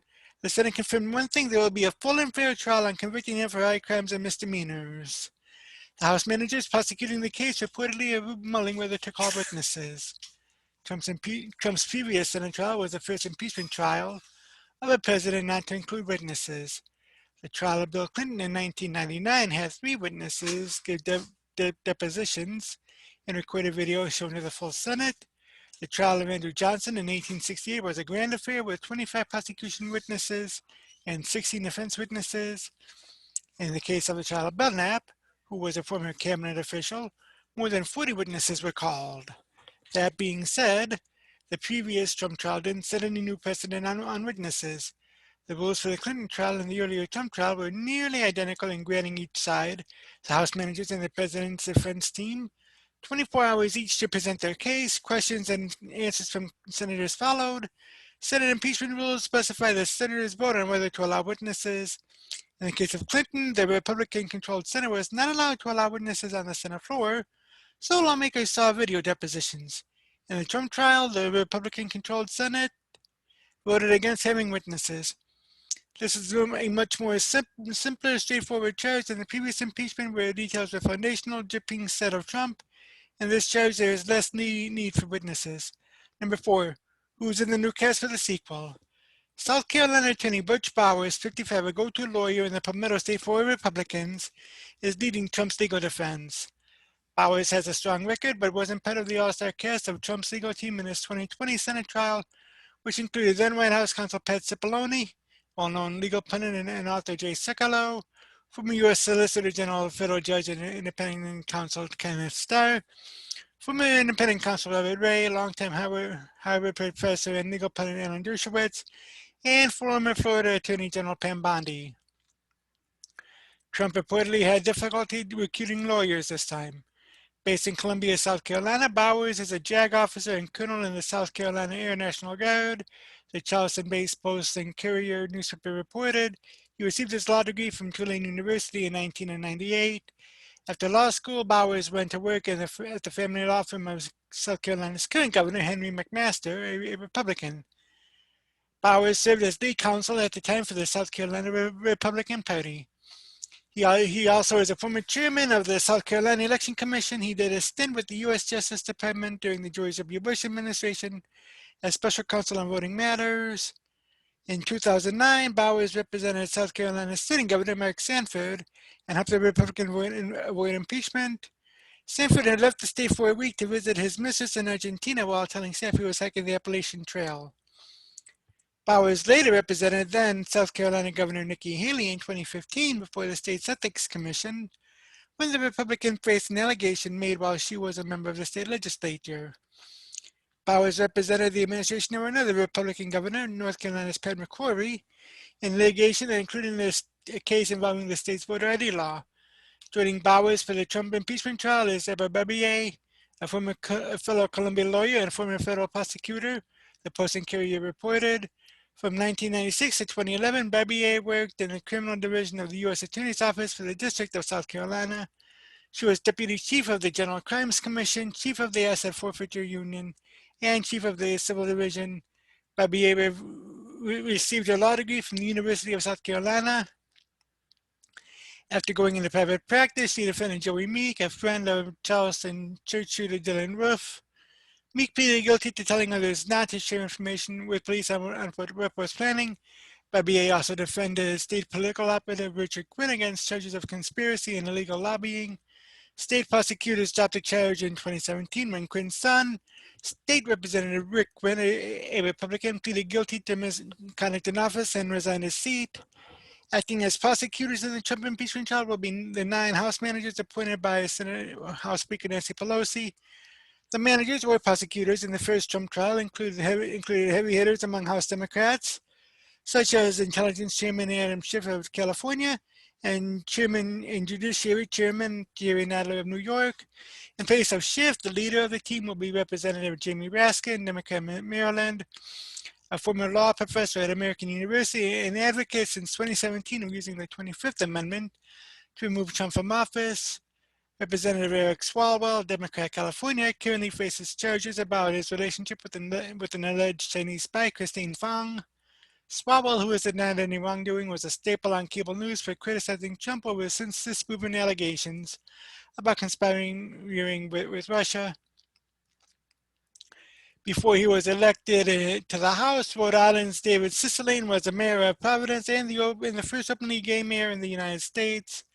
Other prosecutors include California's Ted Lieu, a former Air Force prosecutor, Texas's Joaquin Castro, who first called for Trump's impeachment in 2017, and Stacey Plaskett, who represents the Virgin Islands as a non-voting House member. Now, it'll be quite interesting to see just what they have to say now that Trump's out of office, how the impeachment's going to be. However, there is a little bit of a flaw in that the Senate cannot impeach Trump. This coming from the American Thinker, and this article from the American Thinker. Speaker of the House, Nancy Pelosi, has delivered articles of impeachment of Donald J. Trump and the appointment of impeachment managers to the U.S. Senate on January 25th. The Senate cannot legally hold another trial on impeachment of a president or the official who has already left office. As we will watch, the Senate has extensive, long-established procedures, but only has its own rules. The Senate must convene the next day at 1 p.m., but the Senate typically schedules the actual trial for later. Chuck Schumer says the trial will start February 8th. Senate rules require a trial, whereas the Constitution only allows the Senate to hold a trial should they choose. No trial is required, but in any trial, a motion to dismiss for lack of subject matter jurisdiction must be taken up first. Remember, Democrats in the House were conducting impeachment hearings of President Richard Nixon for some serious crimes. It appeared that the votes were there in the Senate to remove Nixon from office, But when Nixon resigned, the entire effort stopped. Democrats then believed that they did not have the jurisdiction to proceed with impeachment. In December 2019, when Representative Matt Gaetz suggested impeaching Barack Obama no longer in office, the Washington Post fact-checked the idea as unlikely, with more professors arguing against than for. There have been a couple of past impeachments of former officials, but those cannot override the Constitution. It is unconstitutional even if the Congress impeached a few former officials before. There is no quote-unquote precedent that can change the Constitution. To interpret our short Constitution, lawyers examine legal experiences from England and the American colonies as illuminating what the drafters of our Constitution were possibly thinking. That includes noticing when our founders sharply diverged intentionally from the English legal traditions. British impeachments were radically irrelevant because the English government had a completely different structure. Early state constitutions were strongly inconsistent with one another, providing no guidance. However, the Massachusetts Constitution is almost identical to the U.S. Constitution on this topic, with New Hampshire close. It offers no support for impeachment of former officials. Thus, it appears that the Constitutional Convention chose to follow the Massachusetts model while distinctly rejecting examples from other states. Despite the fact that some states knew how to explicitly allow for impeachment of former officials when they wanted to, neither the U.S. nor Massachusetts Constitution chose to follow the examples of other states. See Brian C. Halt, the constitutional case for the impeachability of former federal officials, an analysis of the law, history, and practice of late impeachment, 6 Texas Law Review and POL 13, 2001, 2002. Also, the U.S. Constitution rejects English tradition by shifting criminal prosecution after impeachment over to the regular courts. That is a sharp change. England's parliament could prosecute former officials for anything, but our Constitution explicitly divests Congress of prosecution after removal and entrusts the separate judicial branch for follow-up. The U.S. Constitution segregates criminal prosecution by naming the president as the only prosecutor, who of course appoints assistants, and making the judiciary the only real courts. By contrast, the English Parliament had the ability to try anyone itself. Article 2, Section 4 says the President, Vice President, and all civil officers of the United States shall be removed from office on impeachment for and conviction of treason, bribery, or other high crimes and misdemeanors. However, Donald Trump is not president, nor is he a civil officer. He is a private citizen. So the Senate has lost jurisdiction. Democrats argue that they can try a former president because they just want to disqualify him from holding future office. The Constitution says in Article 1, Section 3 that judgment in cases of impeachment shall not extend further than to removal from office and disqualification to hold and enjoy any office of honor, trust, or profit under the United States. By the way, that is a clear rejection of British practices. But it says and, not or. Removal from office is a requirement before disqualification can be on the table. The process is not removal or disqualification. The Senate cannot pick and choose whether to remove an official or disqualify the official. Remember that the focus is on judgment, that is, conviction from a quasi-criminal trial. Disqualification is byproduct of removal from office. Notice also the violence discussed the Constitution's concepts. If a former official can be tried for impeachment and disqualified, this prevents the voters from deciding whether to vote for him or her next time. Voters cannot remove a federal official from the office they currently hold, so removal may be necessary to do what the voters cannot do. But it is the voters who decide which candidate they want to vote for in the future. Depriving the voters of the power to choose their elected representatives is undemocratic. Therefore, expanding impeachment is probably not what was intended. When precedent offers little legal guidance, it is often important to take a proposed idea for a test drive.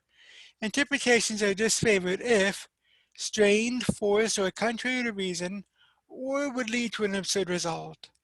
Courts actually use such tests. Some, under Nancy Pelosi's and Chuck Schumer's proposed interpretation, Why couldn't a future Republican-controlled House of Representatives and Senate impeach a future Democrat candidate for president solely to disqualify the Democrat in the presidential campaign? If they cannot allow a distinction between their proposal and absurd results, it is considered in the law a red flag that something is deeply wrong.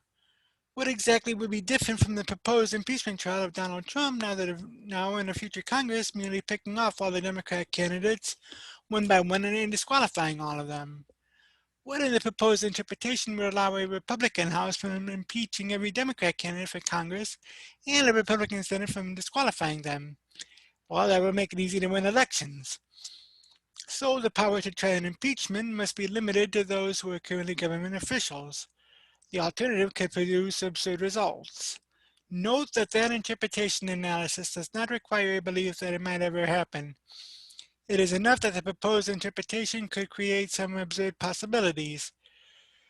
Therefore, the founders probably did not intend that. It is also not relevant that Congress has done it in the past. We will face a curiosity. Chief Justice John Roberts is required to preside over a trial of the president. Roberts has declined that invitation. Roberts has slow-rolled several cases still in the Supreme Court that might make Trump still president under Article 2, Section 1 of the Constitution. Scarnati is one of the several cases still undecided. Should Roberts effectively endorse that Trump is now still president? By declining to walk across 2nd Street Northeast, Roberts emphasizes that Trump is no longer a civil officer subject to impeachment. The Constitution requires that during an impeachment trial, the senators must be on oath or affirmation. Why? Well, they can't speak during the trial. They are on oath or affirmation to vote according to the Constitution and applicable laws. Thus, whim is prohibited. They must vote on a motion to dismiss for lack of subject matter jurisdiction, strictly according to legal considerations. And that's totally true. And, I mean, it's interesting that many of them are saying, rules for me, but not for thee. And this is one case in point, rules for me, but not for thee. And speaking of that, Rand Paul had even commented on that and even brought up a vote on the Senate floor. This coming from the Blaze. Rand Paul says impeachment of Trump is dead on arrival in the Senate, and some Democrats appear to agree. Senator Rand Paul, Republican of Kentucky, says the upcoming Senate impeachment trial of former President Donald Trump is, quote unquote, dead on arrival. Now the 45 of the upper chamber's 50 GOP members are on the record declaring the proceedings unconstitutional. Some Democrats have indicated that he is right, putting forth alternatives for condemning Trump over allegations that the former president, quote unquote, incited an insurrection with his actions surrounding the January 6th attack on the U.S. Capitol building by a pro-Trump mob. So what are the details? Well, on Tuesday, Paul forced a procedural motion objecting to the impeachment trial on the grounds that Trump is no longer a sitting president, and all but 5 Republican senators joined him in voting to stop the proceedings. Paul told Glenn Beck ahead of the move that he knew the trial would move forward, but the actions of Republicans would indicate whether or not there was a chance of conviction in what he is referred to as an unconstitutional sham. The Kentucky Republican had hoped to get 40 of his GOP colleagues to join him, and he actually gained a few more than expected. He told Fox News' Maria Bartiromo the next day, "We had 45 people, 45 Republican senators say that the whole charade is unconstitutional. So what does that mean? It means the trial is dead on arrival. There will be a show," Paul acknowledged. "There will be a partisan or a parade of partisanship, but the Democrats really will not be able to win. They'll be able to play a partisan game that they wish to play, but it's all over." One Democrat senator appears to recognize that it's all over too. The Washington Post reported that Senator Tim Kaine, Democrat of Virginia, is floating to colleagues a quote-unquote alternative of censuring Trump, pointing out that the 67 votes needed for a conviction simply aren't there. To do a trial, you'll get 55 votes at the max. Seems to me not to be the right prioritization at our time, Kaine told reporters, adding, "The vote on the Paul motion was completely clarifying that we're not going to get near 67. Nevertheless, Democrat leadership is pushing forward with a trial. Senate Majority Leader Chuck Schumer declared Wednesday via the Washington Examiner, "Make no mistake, there will be a trial and the evidence against the former president will be presented in living color for the nation and every one of us to see once again. We will all watch what happened, we will all listen to what happened, and then we will vote. We will pass judgment as our solemn duty under the Constitution demands, and in turn we will all be judged on how we respond." And I mean, to have 45 out of the 50 Republicans is a big deal, especially considering many of those in the past had said that Trump was at fault with that with that riot. But Democrats are taking a big risk, as is said in the Washington Times by Alex Warrior. Democrats taking big risk with Trump impeachment trial, pundits warn. Democrats are gambling that the focus on the Capitol Hill riot with the impeachment trial will crush former President Donald Trump and divide the Republican base rather than cast Democrats as the drivers of partisan vitriol and division. Political strategists warn the gambit could backfire. They say it is a misstep for Democrats to use a week or more of the Senate's floor time on a trial that appears destined to end in acquittal while other important business, possibly another COVID-19 relief package, is put on hold. David Schultz, a political science professor at Hamline University in St. Paul, Minnesota, said it would have been better for the Democrats to just let Mr. Trump fade away. With the trial, he potentially has a chance to dominate the news cycle again, and he gets to tell his side of the story. With an acquittal likely, he then claims he has been vindicated. He said, yes, twice impeached, but twice acquitted, and then come out looking very partisan and vindictive. Censuring the former president would be the better move so Mr. Trump doesn't have an opportunity to respond, he said. The censure goes down in the history books along with Trump's election loss, and history writes his record. This is far more devastating than impeachment and another acquittal, Mr. Schultz said of the formal reprimand. A test vote this week made clear that the Democrats likely will not be able to get more than a handful of Republicans to support a conviction, leaving them far short of the 67 votes needed to convict. To do a trial knowing you'll get 55 votes at the max seems to me to be not the right prioritization of our time, said Senator Tim Kaine, Virginia Democrat. Not only will we fall short, but we will use the time for something that we could be using for COVID relief. He said the trial could be completed quickly, but the top priority should be confirming members of President Biden's cabinet and focusing on the pandemic. Mr. Kaine is exploring that if there is support among Democrats to censure Mr. Trump. Senator John Thune, South Dakota Republican, said censure is quote-unquote hypothetical currently, and it is unlikely there would be support for it as the impeachment trial moves forward. Democrat leaders insist that conducting an impeachment trial is their party's responsibility, quote-unquote. We should go forward, said Senator Richard J. Durbin of Illinois, the chamber's number 2 Democrat leader. We cannot escape history. In the test vote, 5 Senate Republicans sided with the chamber's 50 Democrats to move forward with the trial. The Republicans backing the trial were Senators Mitt Romney of Utah, Lisa Murkowski of Alaska, Susan M. Collins of Maine, Ben Sasse of Nebraska, and Pat Toomey of Pennsylvania. For 45 Republican senators to spoil for a spurious constitutional objection to the incoming impeachment trial was deeply, deeply irresponsible, said Senate Majority Leader Charles E. Schumer, New York Democrat. Only 5 Republican senators were willing to take a principled stand against a reckless and ill-advised effort. The impeachment trial is set to begin the week of February 8th. It could last for weeks. The political risk involved in the trial is underscored by Mr. Biden and White House officials refusing to weigh in on its propriety. Republicans run the risk, I think, of overstepping politically, said GOP strategist Amy Koch, who recently made history as the first female majority leader of the Minnesota Senate. There's just going to be a move by Republicans that this is done, this is over, let's deal with these other issues. Now, voters could view the impeachment trial as politics as usual in Washington, rather than passing legislation to improve their lives, she said. There is more downside for the Democrats, she said, noting the GOP has little to lose after losing every lever of power in Washington. We are already in trouble. We have a lot of reckoning to be done. Now, she's right with that, and it'll definitely be very interesting to see just how it proceeds.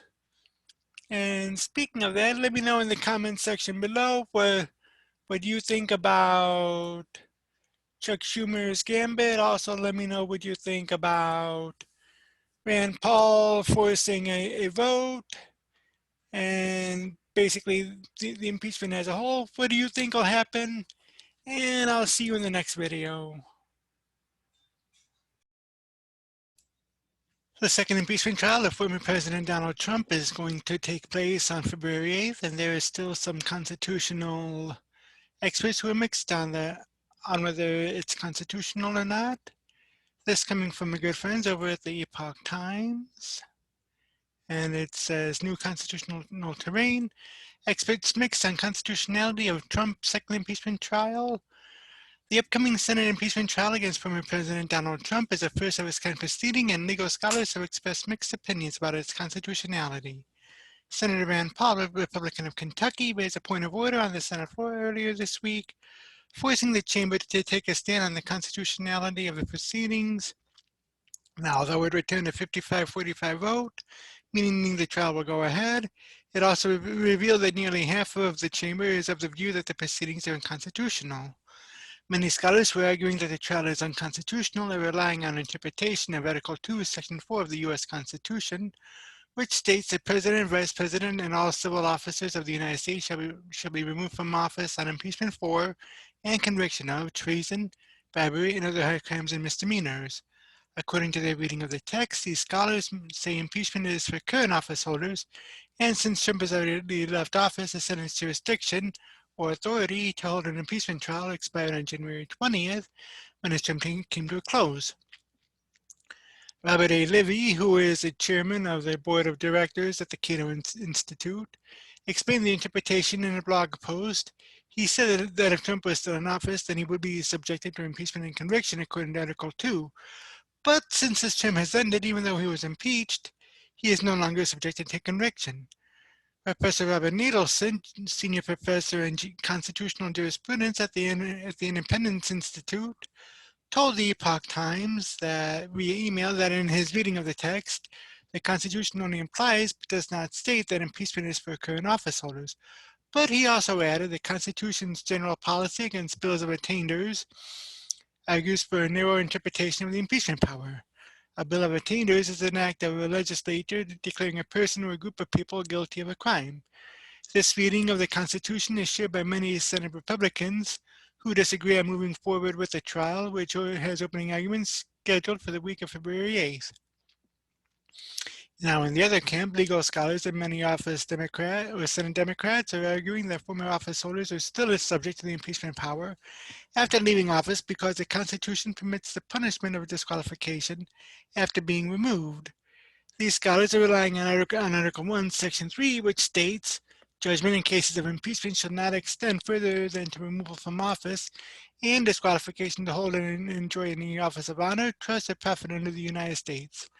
A group of constitutional law scholars wrote in an open letter in support of the Senate trial, arguing that due to Article 1 and Article 2, the Constitution's impeachment power has two aspects. The first is removal from office, which occurs automatically upon the conviction of a current officer. The second is disqualification from holding future office, which occurs in those cases where the Senate deems disqualification appropriate in light of the conduct for which the impeached person was convicted, the group contends. The impeachment power must be read so as to give full effect to both aspects of this power, they added. But not all scholars agree. Impeachment, as the founding generation of this country conceived it, was meant solely as a proceeding for removal of an individual from certain qualifying public offices, not for the purpose of disqualifying him or her from future office, or for any other reason, Professor Giuliano F. Colares, a law professor at Case Western Reserve University, told the Epoch Times via email. He continued, as a potential punishment after trial, disqualification cannot work as an express or implied grant of jurisdiction for such trial. The notion that any adjudicatory body must first have jurisdiction before it can reach the merits is elementary, and U.S. senators, lawyers in their own right or not, know better, he said. Colaris's reading of the Constitution is shared by Leahy, who argues disqualification is a limited remedy for someone who has faced the judgment in cases of impeachment. Now, as we know, Trump was impeached but not convicted. In my view, he may not now be constitutionally convicted or disqualified, he added. Historical examples. Legal scholars supporting the trial has further contended that their argument that impeachment trials of former office holders are properly supported by historical precedents. Professor Frank Bowman, a law professor at the University of Missouri, who has written about impeachment, and Professor Brian C. Collar, law professor at Michigan State University, co-wrote an op-ed on January 11 arguing that the history, structure, rationale, and application of the impeachment clauses supports a trial post-presidency. There have been three examples in U.S. history where former office holders who were impeached were tried by the Senate. One was Senator William Blount, who the Senate eventually determined cannot be subjected to impeachment because he was not an officer under the Constitution. Another was federal Judge George English, whose trial was dismissed after House managers argued that there was little point in proceeding. Now, the third was William Belknap, Secretary of War for President Ulysses S. Grant, whose impeachment trial sparked a debate in the Senate about its constitutionality. Senators eventually voted to say that it has jurisdiction over former government officials. Belknap, in the end, was narrowly acquitted. Nielsen, who previously taught constitutional law and is the author of The Original Constitution, What It Actually Said and Meant, added that this argument is also supported by examples from the British Parliament, from which the U.S. Founding Fathers has drawn inspiration. Nielsen is also a contributor of the Epoch Times. The meaning of the word impeachment is defined by the understanding when the Constitution was written, and both the British Parliament and early state legislatures impeached people after they had left office, he said. Colaris and Leahy both argue that because Belknap's case has not been tested in court, it cannot yet be designated as legal precedent. We are in new constitutional terrain here, Colaris said. Meanwhile, Nielsen said said whether the upcoming trial is constitutional, no one knows for sure. So no one who answers this question categorically one way or another is either just arguing a case or is not well informed, he said. Another area that is drawing constitutional concern is Chief Justice John Roberts' decision not to preside over the impeachment trial. Senator Patrick Leahy, Democrat of Vermont, the Senate President pro tempore, will instead preside over the trial. Article 1, Section 3, Clause 6 of the Constitution specifies, when the President of the United States is tried, the Chief Justice shall preside. Paul argued in an op-ed earlier this week that without Roberts, the impeachment trial is not valid. If Justice Roberts is not presiding over this, then it is not impeachment. The charade will be nothing more than bitter partisanship and political theater, Paul said. The Supreme Court has not responded to a request for comment from the Epoch Times or the news outlets over Roberts' lack of participation in the upcoming trial. Colaris surmises that Roberts' decision is likely because the trial is against a person who is no longer president. He added, in the likely case of conviction, the court on which Roberts sits and which he presides might have to decide a challenge on the unconstitutionality of the Senate's authority. The Democrat-controlled House voted on January 23rd, 232 to 197 to impeach Trump on a single article of impeachment, alleging that the president incited an insurrection that caused the U.S. Capitol breach on January 6. The impeachment was completed in a single 7-hour session and has been criticized by Republicans for its expediency and lack of due process. Although Senate Majority Leader Chuck Schumer, Democrat in New York, is going full steam ahead with the impeachment trial, the 55-45 vote for Paul's order could be an indication that a Trump conviction is unlikely, as a 2/3 majority is needed to convict.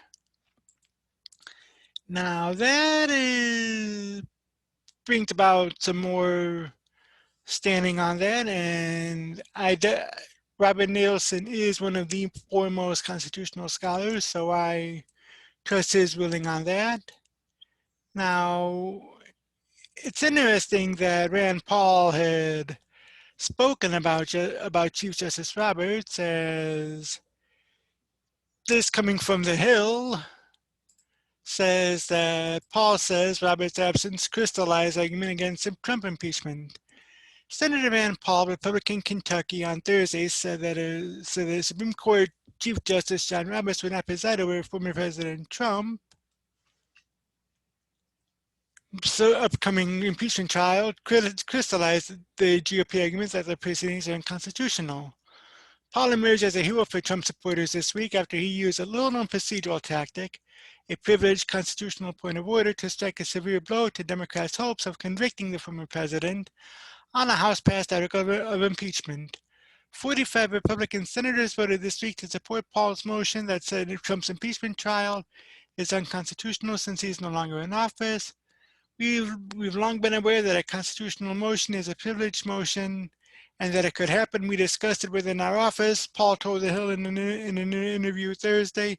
What really crystallized it for me is that about a week ago, we were on a Republican conference call, and they said the Chief Justice wasn't coming. Myself and others were like, oh my goodness, the Chief Justice is not coming? This is a huge, huge signal that there is something wrong with this proceeding, Paul said, recounting the conference call on January 21, the day after Trump left office. Paul said the news that Senate President pro tempore Patrick Leahy, Democrat Vermont, would preside over the second impeachment trial struck many American Republicans as deeply unfair. Leahy voted to convict Trump on 2 articles of impeachment last year. The optics of the Chief Justice not coming, and then also the optics of a person who favored the last impeachment now presiding over the trial, who's also going to vote in the trial, it just doesn't look right or sound right to any of us, he added. Paul then described how he then put together a motion to declare the trial unconstitutional. He offered the motion as a privileged point of order on Tuesday. The move caught GOP colleagues by surprise. I didn't know we could do it, Senator Ron Johnson, Republican of Wisconsin, said of Paul's motion. I was surprised he could even raise a point of order. I'm glad he did. But when I found that it was in the works, I supported it, Johnson added. I always thought this was unconstitutional. Senator Lisa Murkowski, Republican of Alaska, said she was asking her legislative director the day of the vote about the obscure procedural tactic. Constitutional point of order. I was asking my LD coming over here. Constitutional? We talk about budget points of order all the time. When was the last time we did a constitutional point of order, she told reporters after the vote. Murkowski said the vote illustrated the immense power the Senate rules give to the individual senators. Around here, the power of one senator we see demonstrated every day, she said. A former Senate Republican aide who is known for his procedural expertise as an early master of the so-called day pigeon amendment process applauded Paul's move. I was very impressed by it. Props to Rand Paul. He basically ended the impeachment proceedings before they even started. A, I was impressed that he did. I thought it was a great maneuver. And B, I was surprised at how the vote was, the strategist added. Paul said he kept his plan secret up until the day of the vote. He only let the Senate cloakroom know about the point of order on Monday. We told the cloakroom staff the day before, he said, adding that the floor staff probably alerted Senate Minority Leader Mitch McConnell, Republican Kentucky, of the tactic immediately afterward. Paul said he was informed by the legal analysis of Alan Dershowitz, an emeritus Harvard law professor and a constitutional expert who has argued that the penalty for an impeachment conviction, removal from office and disqualification from future office, would not apply to Trump since he is no longer in office. His point is that it doesn't say remove from office or disqualify, it says remove and disqualify. That doesn't really work if you've already left office, Paul said. Paul's point of order stated that Trump holds none of the positions listed in the Constitution and is a private citizen. It also emphasized Leahy's role in presiding over the trial. His presence and the Chief Justice's absence demonstrates that this is a trial not of the president but of a private citizen, the motion states. Several legal analysts have pointed to precedent for impeaching a former public official, just not a president. Senate Majority Leader Chuck Schumer, Democrat New York, acknowledged in an interview with MSNBC's Rachel Maddow this week that Roberts did not want to proceed over the trial of the next president. He doesn't want to do it, the Democrat leader told Maddow. After 45 Republicans voted against tabling Paul's motion on Tuesday, many senators predicted Trump's trial would end in acquittal, especially since only 5 senators joined with the Democrats, falling far short of the 17 needed to reach the conviction threshold of 67. I think it's pretty obvious that from the vote today that it is extraordinarily unlikely that the president will be convicted, Senator Susan Collins, Republican of Maine, said after the vote. Now that just added a little bit more oomph to it. So it'll be interesting to see what happens. We have a little over a week left, so let's see just what happens with that. But all of this also raises a very important question. Is the establishment still terrified of Trump? Well, Pat Buchanan had written an op-ed on it in town hall, and it says, as soon as the Senate received the lone article of impeachment accusing President Donald Trump of the incitement of insurrection in the January 6th mob assault on the Capitol, Rand Paul rose to object. The Senate, he said, has no right to try a private citizen, which Trump now is. Thus, what we are about to do is flatly unconstitutional. 45 of 50 Republican members agreed with Paul's motion. This vote indicates it's over. The trial is all over, said Paul. If you voted that the Senate trial is unconstitutional, how in the world would you ever vote to convict somebody for this? Consistency says you would not. Senator Susan Collins of Maine, one of 5 Republicans who voted against Paul's motion, agreed that the vote portends the final vote on conviction. Do the math, Collins said. It's extraordinarily unlikely the president will be convicted, and Paul may have just derailed the second impeachment of Donald Trump. Chief Justice John Roberts, a constitutional officer designated to preside over Senate impeachment trials, has said he will not preside over this latest trial of the ex-president, with Roberts seeking no constitutional duty and declining the honor. His replacement as a presiding officer will be Patrick Leahy of Vermont, the longest-serving Democrat, and the president pro tempore of the Senate. But Leahy is viscerally hostile to Trump and one of a Democratic bloc that voted twice last January to convict Trump of both of high crimes and misdemeanors. How would it look to the world if this partisan is installed as both judge and juror at the trial of his political enemy? Welcome to Zimbabwe. Does the liberal establishment, now back in power and controlling the House, Senate, and presidency, not see how all this is all going to look in the history books generations hence? Blinded by hatred of Trump, enraged by the mob that stormed the Capitol, Nancy Pelosi's house, and the rest to judgment, without hearing a single Trump witness and without letting his lawyer offer a defense, impeached, i.e. indicted, President Trump for incitement of insurrection. But how could Trump have incited the riot and the attack on the Capitol when the mob swept up the stairs before Trump finished speaking a mile away? And he would end his rally remarks by urging the crowd to march to the Hill peacefully and patriotically. We have subsequently learned that plans and plots were being hatched days before the assault on the Capitol began. Was the Trump White House or Trump privy to those plots? In August 1974, it was a near certainty that the House would vote to impeach Richard Nixon, but after the president resigned, the House did not impeach and Ford pardoned Nixon so the country could move on. The rage of the establishment at being deprived of its revenge against Nixon, who had turned the silent majority against it, not unlike today, who knew no bounds. And though history has vindicated Ford, his pardon of Nixon precipitated a plunge in his poll numbers. Half a century on, however, history says Ford did the right thing. Why then are the Democrats continuing with this exercise in vengeance? They want Trump convicted so that he would be prohibited from ever again holding public office. The establishment fears that Trump could make a comeback, win the Republican primaries in 2024, become the nominee, and return in triumph as president. They are determined to abort that possibility. Many openly admit it. What does that say about the liberal establishment's love of democracy when they would disqualify in advance the largest vote getter their opposition party ever had, out of fear that he might come back to win the presidency after as he did in 2016? Trust the people was a campaign slogan made famous by George Wallace. Our national establishment prattles endlessly on about its devotion to democracy, but does not trust the people. But the establishment is going to pay a price for trying to squeeze the last ounces of juice out of this rotting fruit. President Joe Biden's call to unity are being drowned out by Democrat howls for trial, conviction, and banishment. This effort to convict and disqualify Trump from winning again tells us more about the people behind it than it does about Trump, for the odds are slim at best that Trump would or could at 78 win the nomination and the presidency a second time, as Grover Cleveland did in 1892, yet a fearful establishment does not want to take the chance. For all the babbling about democracy we have heard in the recent days, The establishment wants to eliminate the possibility that the people could rise up and, horror of horrors, elect Trump once more. You can smell the fear. Buchanan definitely has a point there. I mean, is the establishment still terrified of what Trump can do?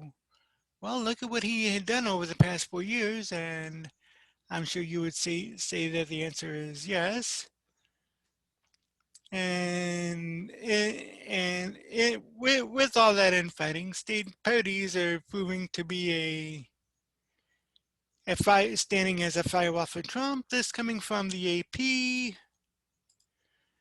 Donald Trump has mused about forming a third party, but it's unclear why he needs one, as he faces an impeachment trial for inciting insurrection. State and county Republican Party committees have rushed to Trump's defense, highlighting the former president's firm control of the GOP machinery. In swing states and GOP bastions, state and local Republican committees are stocked with Trump supporters who remain loyal. Trump critics have been pushed out or marginalized.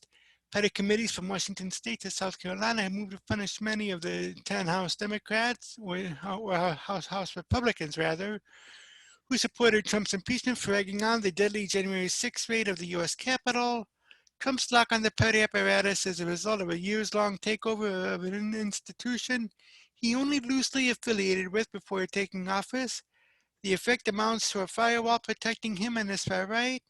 Nationalist policies or politics from Republicans who argue that the party needs a new direction if it wants to win elections.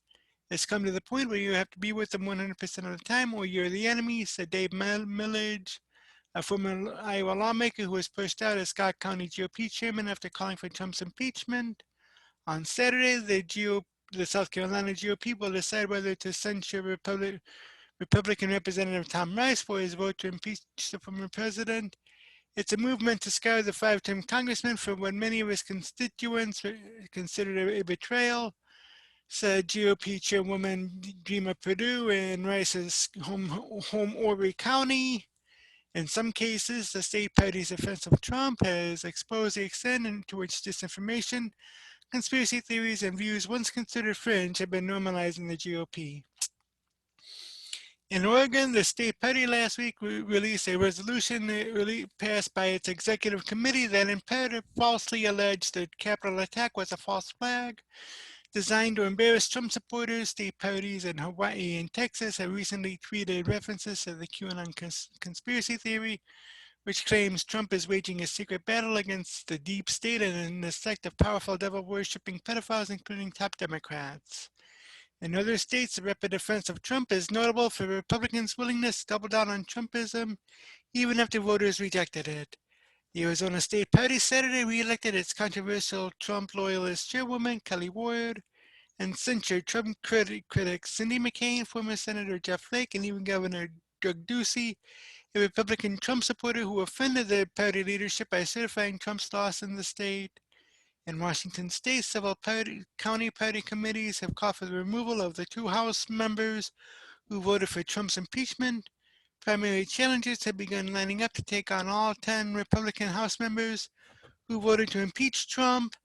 Trump's hold on state parties reflects the ex-president's continued popularity with the base, and the work his political operation has done to plant loyalists in the typically obscure local GOP apparatus.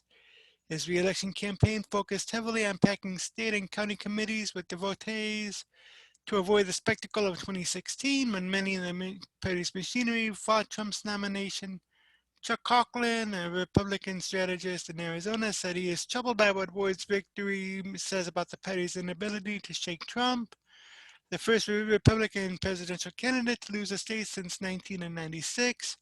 Ward first pushed for Trump to cross the Rubicon in challenging the results election, he said, a reference to Julius Caesar's military push toward Rome that sparked a civil war and dictatorship. The party as it's currently defined today as the party of Trump cannot win statewide elections in Arizona, he said. A smart party would try to figure out how to be more inclusive and not exclusive. Literally, this is idol worship. But Trump brought in millions of new voters to the party with his populist approach, and Republicans should welcome those voters' decision to stay involved. Even when Trump is not on the ballot, argued Constantine Querard, a conservative Republican strategist in Arizona. Without Trump, many of them will go home, but some of them will stick around forever, he said. Republicans worry, however, that the newcomers drive away other potential Republican voters. Nearly 5,000 Arizona voters dropped their GOP voter registration in 9 days after the Capitol attack.